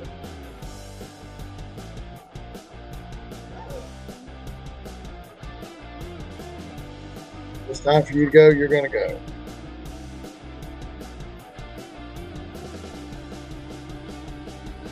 People say, yeah, this guy, he's been shot, he's been stabbed, he's been this, that.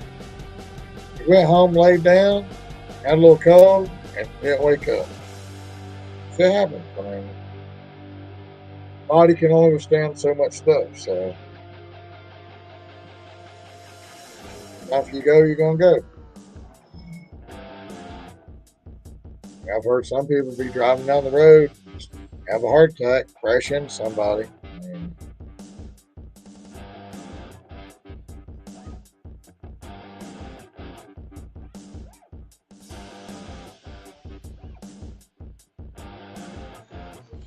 Why, when all these people like, I want to get healthy, I'm going to do keto, and I'm going to watch my calories, I'm going to do this, that, the other. I'm like, you know what?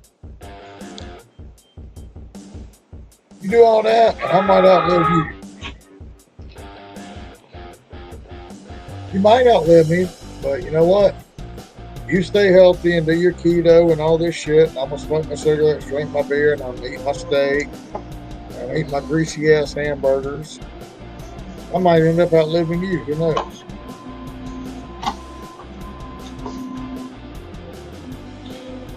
Especially the way people drive nowadays, you can easily get hit by a car or whatever.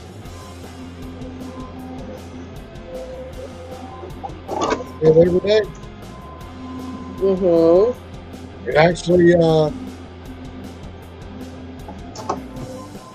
was actually talking to this girl at Johnny's Pizza because I go in Johnny's Pizza almost every day, at least one time a day, to pick up an order.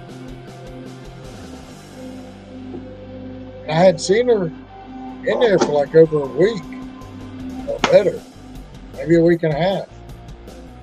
I saw her in there today, and I was like, "Where you been?" Because I saw a cast on her arm. I'm like, what happened? Where you been? Because I ain't seen you here in a while. I'm in here almost every day. See, sometimes even if I don't get an order there, me and my wife will go eat there. She told me that this was actually her first day back because she was in an accident. Oh, jeez. And somebody had ran a red light and she hit them straight on and T-boned them. So she broke her arm in 3 places. Wow. It was she kind of got screwed on the whole situation because she was like, I was like, well, shouldn't they be giving you a rental car or something? She was like, no. She's like, I love that car. She's like, I just put like, man, I put like $4,000 in that car. I had to go buy me a little piece of crap to get around in. I'm like, hey, somebody somewhere should be getting you a rental.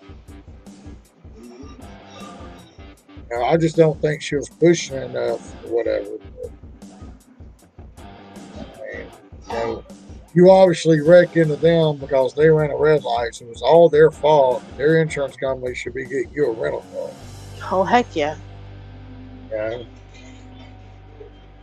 You shouldn't be out of the car and then you have to go buy a little piece of crap to get around in. Mm-hmm. Because nobody's supplying you with a vehicle. Yeah.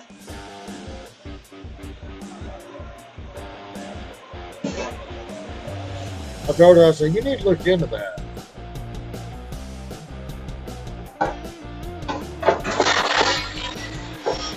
Did they have insurance? Maybe they didn't have insurance. I know they did. But who knows, man? You never know. You never know with people. You know, they don't tell you the whole story or whatever. But yeah. There may be some stuff in there that she's not telling me.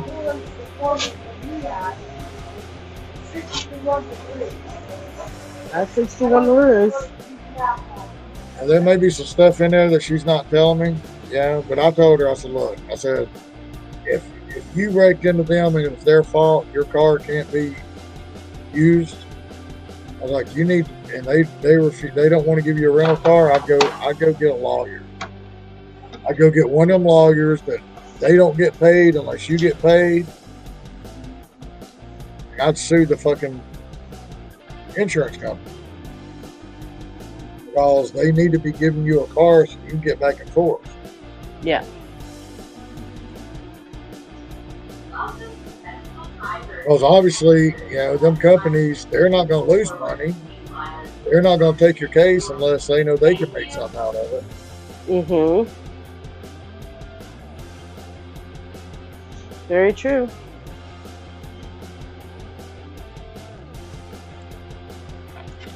You gotta be careful with them sneaky little bastards. Who? The insurance companies? The lawyers. Oh. Because to this day, my dad was in the hospital.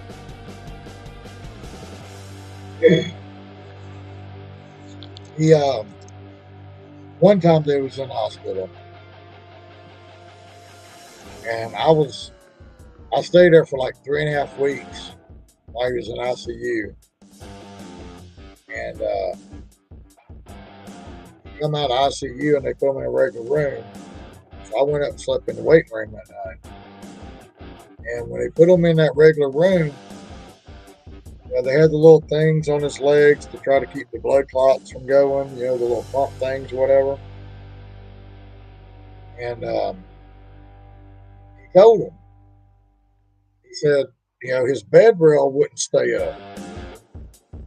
And he said he told him 3 or 4 times, my bed rail won't stay up. Well, everybody there had my number. I've been there 3.5 weeks. Everybody had the phone number. They knew I was there at the hospital. And so in the middle of the night, just the bed rail kept falling down. I guess he was rolling over in his sleep. He fell out of the bed.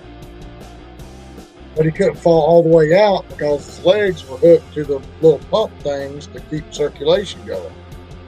And when he'd been in the ICU, they had to take him off yet. So when he fell and he landed, he hurt his ribs. Well, got to find out he broke 3 ribs when he fell out of the bed.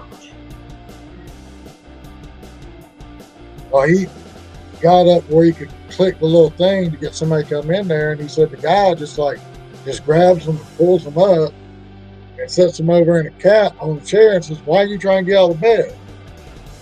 He's like, I ain't even trying to get out of the bed. He said, I was laying here asleep and I fell out because I told y'all this rail was not working. I fell out of the bed.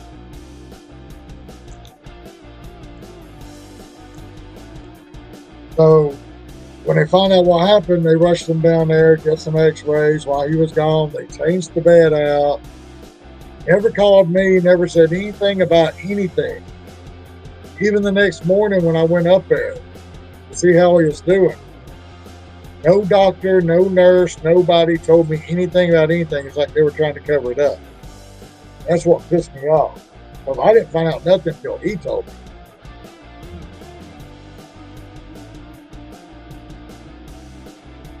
And when I did talk to the doctor about it, the doctor tried to just play it off nonchalantly like it wasn't no big deal or something. When it was totally their fault that he fell out of that bed to begin with, and they tried to put it off on him. Like he was trying to get up middle of the night with these things hooked to his legs and go take a piss or something. He's been in ICU for 3 weeks. On a fucking ventilator. I don't think he's going to be jumping up trying to go anywhere.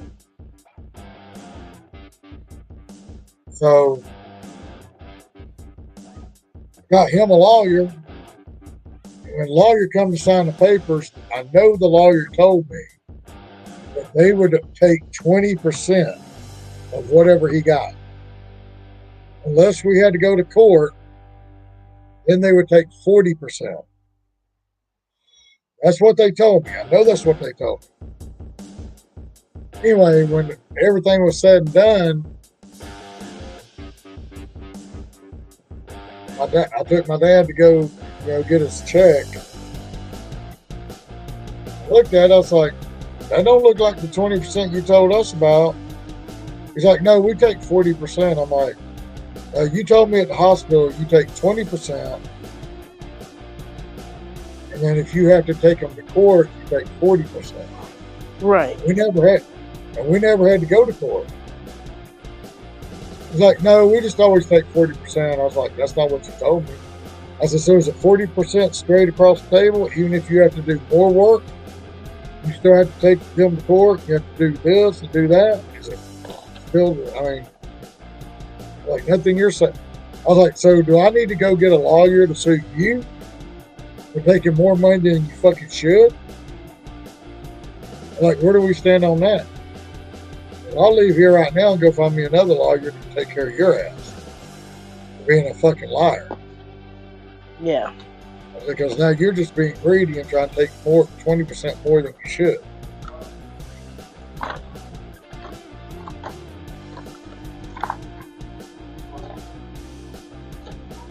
After I talked to him, she went in there and cut my dad another check for the 20% that he took that shit out.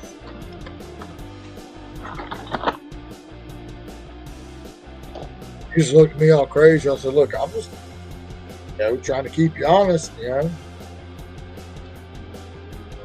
they said 20 and then they took 40 automatically, thinking nobody'd say anything. And they wouldn't remember.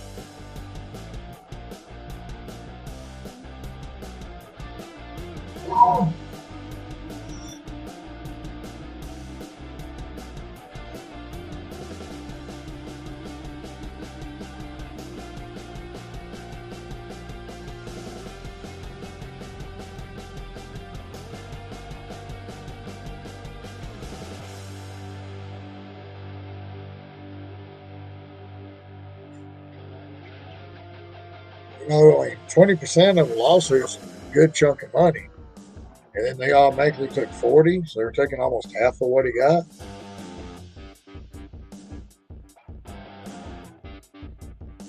Damn, now you sound like Uncle Sam. 35 for 40% of everything we get.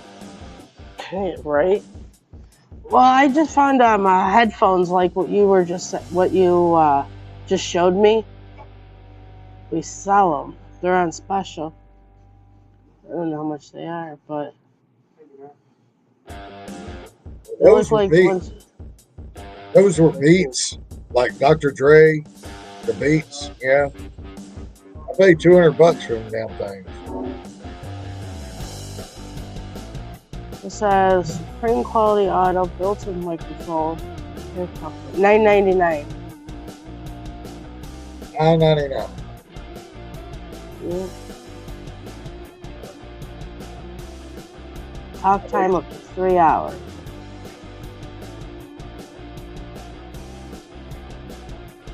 So yeah, 3 hours. See, mine were good for like 6 or 8 hours. Mine were good for like 6 or 8 hours.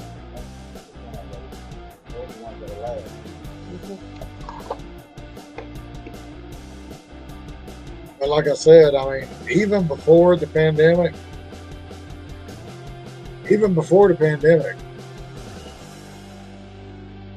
like I said, I was driving my moped 30 minutes to work and 30 minutes home. And I would charge them at night. And I'd drive to work, and before I got home, they would die. So it was even happened before that, where all that shit started. Yeah, I remember that now. I couldn't even get to work, to home. I'd actually have to go to work and charge them while I was at work so I could get home.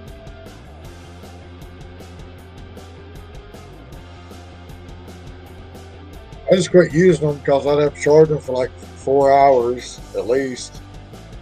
And I'd be out there cutting grass and they'd be dead in 30 minutes. Right. See, I like these ones I got.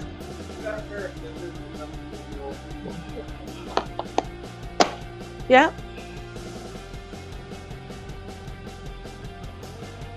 You don't have to wait. You could use the creamer on the other side. Oh wait, no, you want French vanilla. This is French vanilla. Never mind. I'm tired. You're welcome. Well, we got these stores here called like Five and Below. Yeah. They call them Five and Below, but everything's over $5 now. Yeah, we have Five Below up here. Well, you know, they got them little. They look like, you know, they look like the AirPods for the iPhones. There, for like $8 or $10. What they're for? You can use them for Androids. Yeah, but Double M has bought headsets from Five Below, and she's had to take them back. Yeah, these are like, they look like little AirPods for iPhones. You know, they got the little charger thing. I ain't bought none yet, but they're supposed to work on Android phones. I thought about getting me some of them. I think we got some new ones. See, I bought like 3 of them from Amazon, and they broke. I mean, I got them, and they were terrible.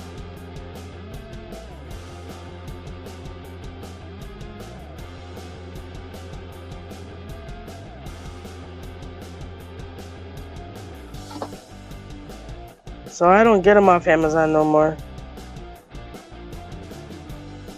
Yeah, it's like, I think the first set of headphones that I ever got. My oldest grandbaby was 4 or 5, and she's fixing to be 18. Yeah, so it was like 14, 15 years ago. The first headsets I ever got, it was back when that Wish thing came out. I don't think they Hell sell yeah. these anymore. They're gonna send me a pair of headphones from China or wherever it was that little village was for $5 on Wish. Hell yeah, I waited 3.5 weeks for them damn things. It lasted about that long too.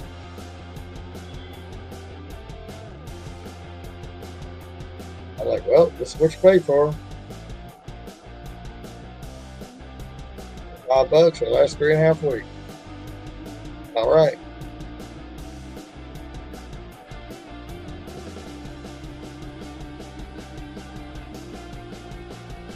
Those damn Beats, I paid $200 for. They lasted just over the warranty. Like a month over the warranty. I couldn't even warranty.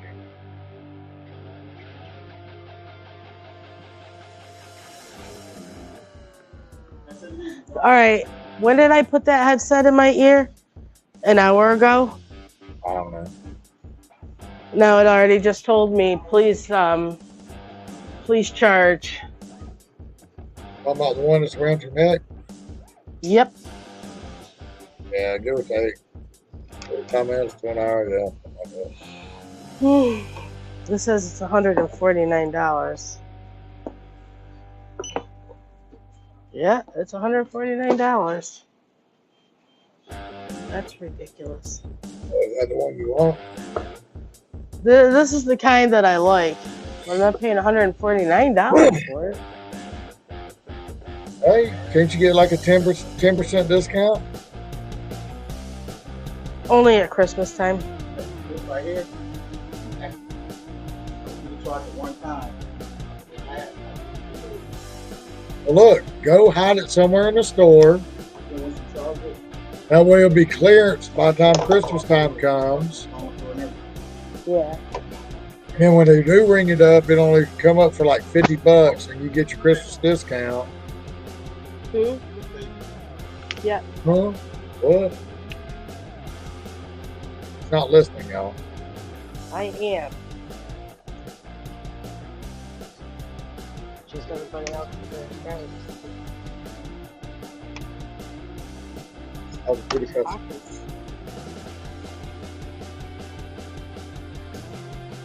See, that's what I'm saying. I've had that thing in my ear for an hour. Yeah. See, now you sound like you're way back here. Yeah, it's the other headset. I said, go take that, hide it somewhere in the store, and then when they put it on clearance and it's gone, at Christmas time Yeah, you but show usually up. if they put things on clearance, it's not $149. It's like Right, $50. but by the time Christmas time comes, well, and you just show up with it, you'd be like, where did this come from? You'd be like, well, I just found it back there. I was trying to see how much it was. Yeah, and then when you get your discount, you'll pay like $30 for a $149 headset. Yeah, I can't wait that long. I need to get a new one now. Well, you buy a little that one one. right now. Then you have the one you want at Christmas time. It'd be like Christmas present for you.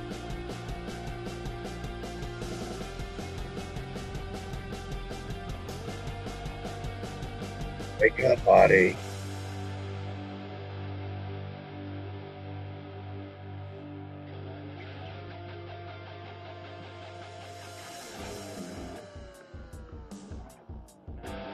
Oh,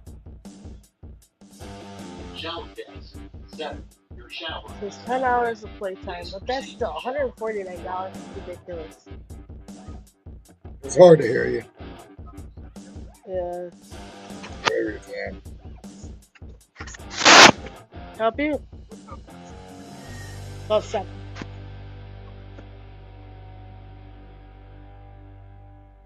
Yeah, well.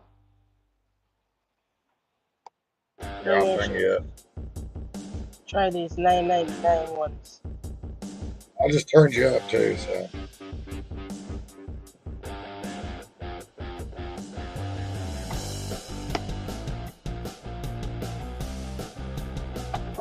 I like those. And that one is those ones, but they're $149. and I don't want to I spend can, $149. yeah, I can hear you better now, but I cranked you up to 200. I turned your mic wide open.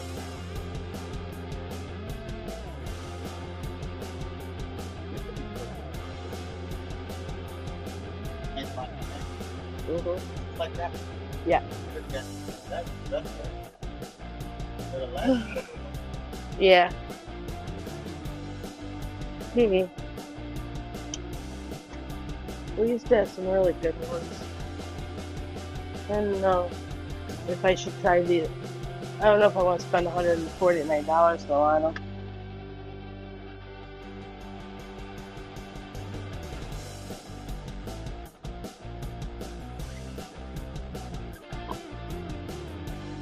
All right, guys, let's take bets. It says dedicated Google Assistant button. What the heck is that? Let's take bets. Huh? How many people says yes? She will pay $149. No, she won't pay $149. We'll find out in a few days.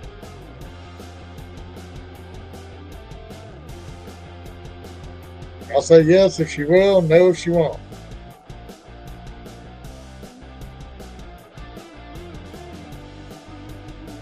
It sounds like she's going to talk herself into paying for it. That's what I think.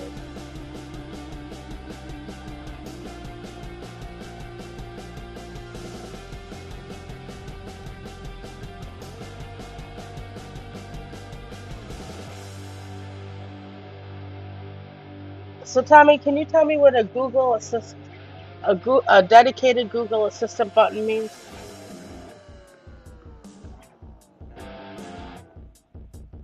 It ain't worth the shit if you got an iPhone.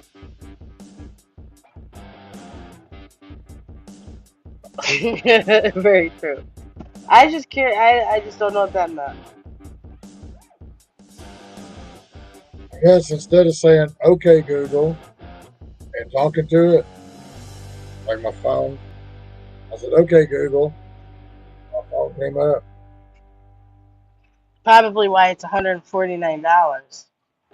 Yeah, it's got a dedicated button where you don't say that. You just push a button and tell Google what you want.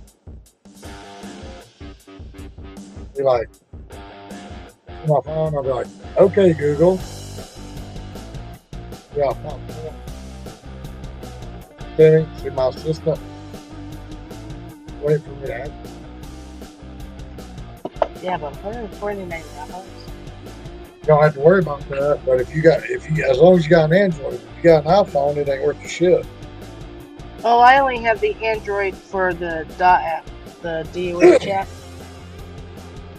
Yeah, but like if you're not using your Android with your headset, then it's really not worth it to you. But then again, if you don't use Google Assistant, you don't really need it. Because I never talk to Google like that. Because 95% of the time when I say, "Okay Google," it never says anything. But tonight it's popping up every damn time I say it. Every time I say "Okay Google," it pops up. See? Yeah, it's really crazy because when I'm watching TV and like a commercial comes on that says "Okay Google," it pops up for them, but it won't for me. Maybe I should go on Amazon again. Just check it out. Yeah, it may not be the same brand, but it might have the same features kind of thing. Shower gas. Yeah, but it makes me think of those other headsets that I got that didn't work. Shower.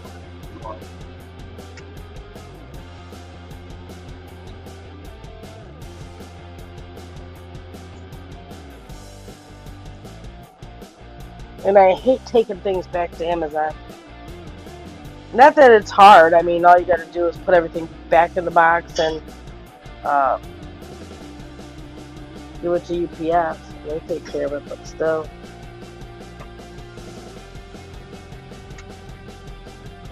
But then when you get it and it don't work, and you got to put it back in the box, you got to get the thing, you got to send it back to them. And if it's like T-Mobile, you have to wait. You won't get your money back until they actually put it up on the shelf and say, okay, we have it. Like I've dealt with T-Mobile, and T-Mobile's like, yeah, we see where it's been checked in. But you'll get your money back when we actually put it on the shelf, which might be another week or two. Like, you see the shit is checked in that it's in your warehouse. Why the fuck do I gotta wait for you to put it on the shelf?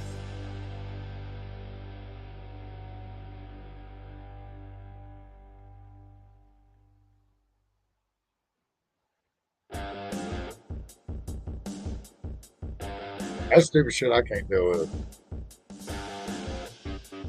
See that you got it, you see it's in your warehouse, but I gotta wait for you to put it on the shelf.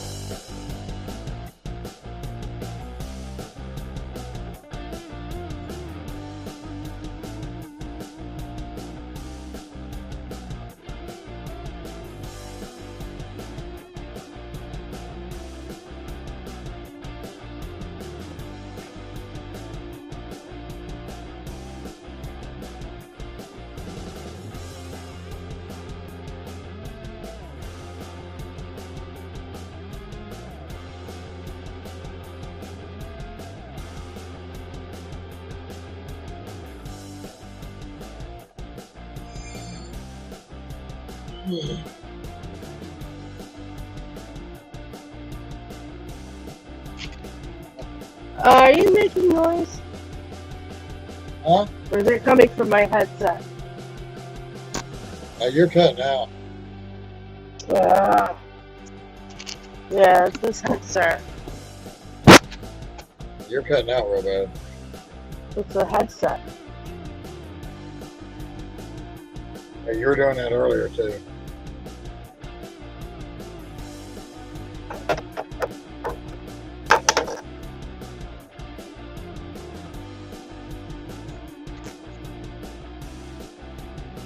Is it still making? Can you hear me?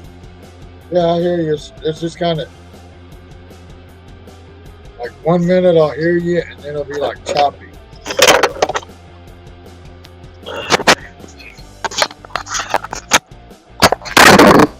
I don't know what all that was. I don't know. I don't like putting Like these you got- headsets. Like you got body slammed or something.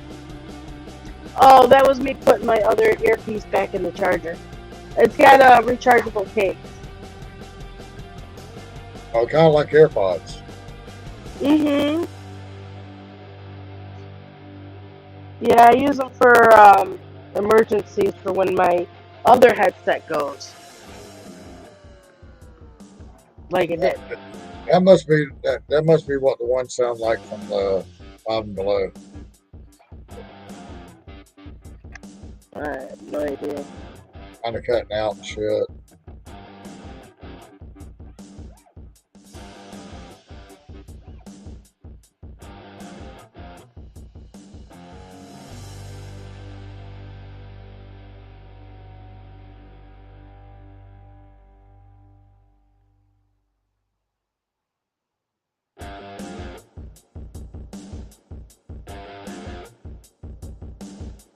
It's just beer, and I think I'm gonna call it night because I'm thinking about going down to Atlanta and see how it is tomorrow night. See how late tomorrow. Probably a good idea for me to jump off anyway because of my stupid headset anyway. Yeah, well, I know that one time I was there, like, they have a lot of food trucks open all night. Their IHOP's open all night. Their McDonald's. Their McDonald's out there, like I said, they have like a dedicated window just for delivery people at the front. And they have all the bags just sitting there. So you just walk up to the window and tell them the number. They just look through and hand it to you.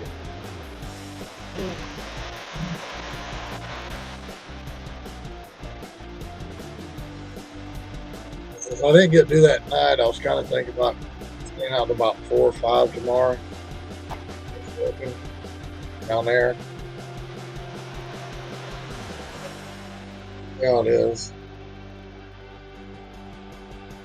Alright. Give it a shot. But I'm going to finish this beer and I'm going to go to bed. Well, good luck to you. I hope you have fun. Yeah, I hope we make money. I hope it ain't totally dead, but I won't know till I get out there. You know what I'm saying? Yep. Yeah, one Monday night I was out there. I worked like 6.5 hours. I made like $180. So I was actually good that night. That was even with like certain food trucks being closed and me not knowing the area, not knowing I was supposed to go to food trucks. I didn't know they had 5 different companies run out of one food truck. And then it's like, we have the same company, but different food trucks at different parts that may be, half a mile away from each other. You have to use a GPS to figure out which food truck you're supposed to go to. You don't show to the wrong food truck. Yeah, because they're like spread out so close. If you're not paying attention, you might go to the wrong food truck. Right. Yeah, so I know part of what I'm looking at when I get down there. I've already been there once. I still remember it.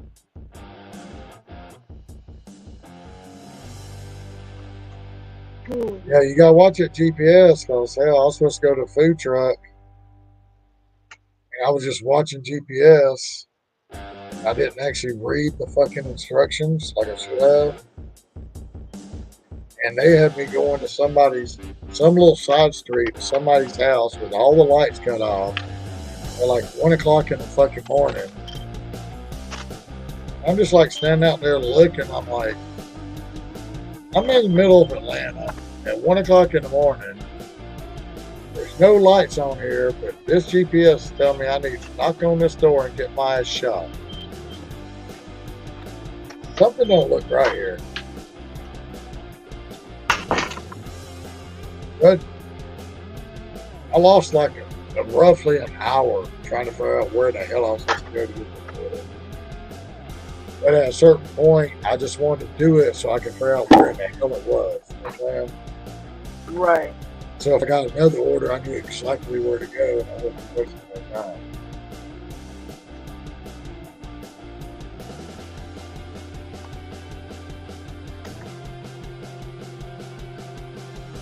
But it'll still be an adventurous Atlanta with all the one-lane roads and all that good bullshit. Yeah, it'll still be fun.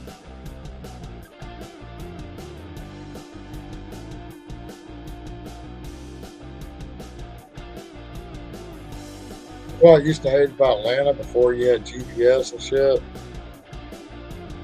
I go down there at 18, 19, 20.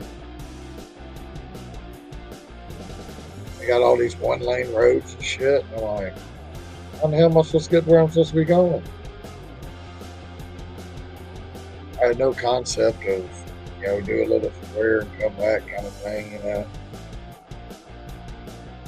was like, look, it's right there and I'm right here. I just need to go right there. I don't care about the one-lane road. I don't care about doing a big fucking square. Get in there. I just want to do it.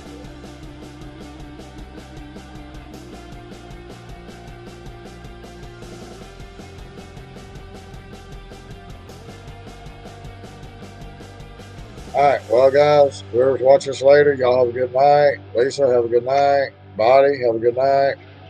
You too. Fire, if you watch this later, brother, hope you have a good time at work during the day. See you again. Maybe show up one night on your day off.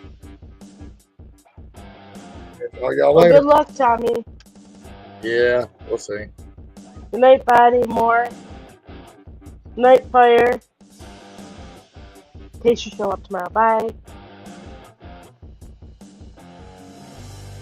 Bye, y'all.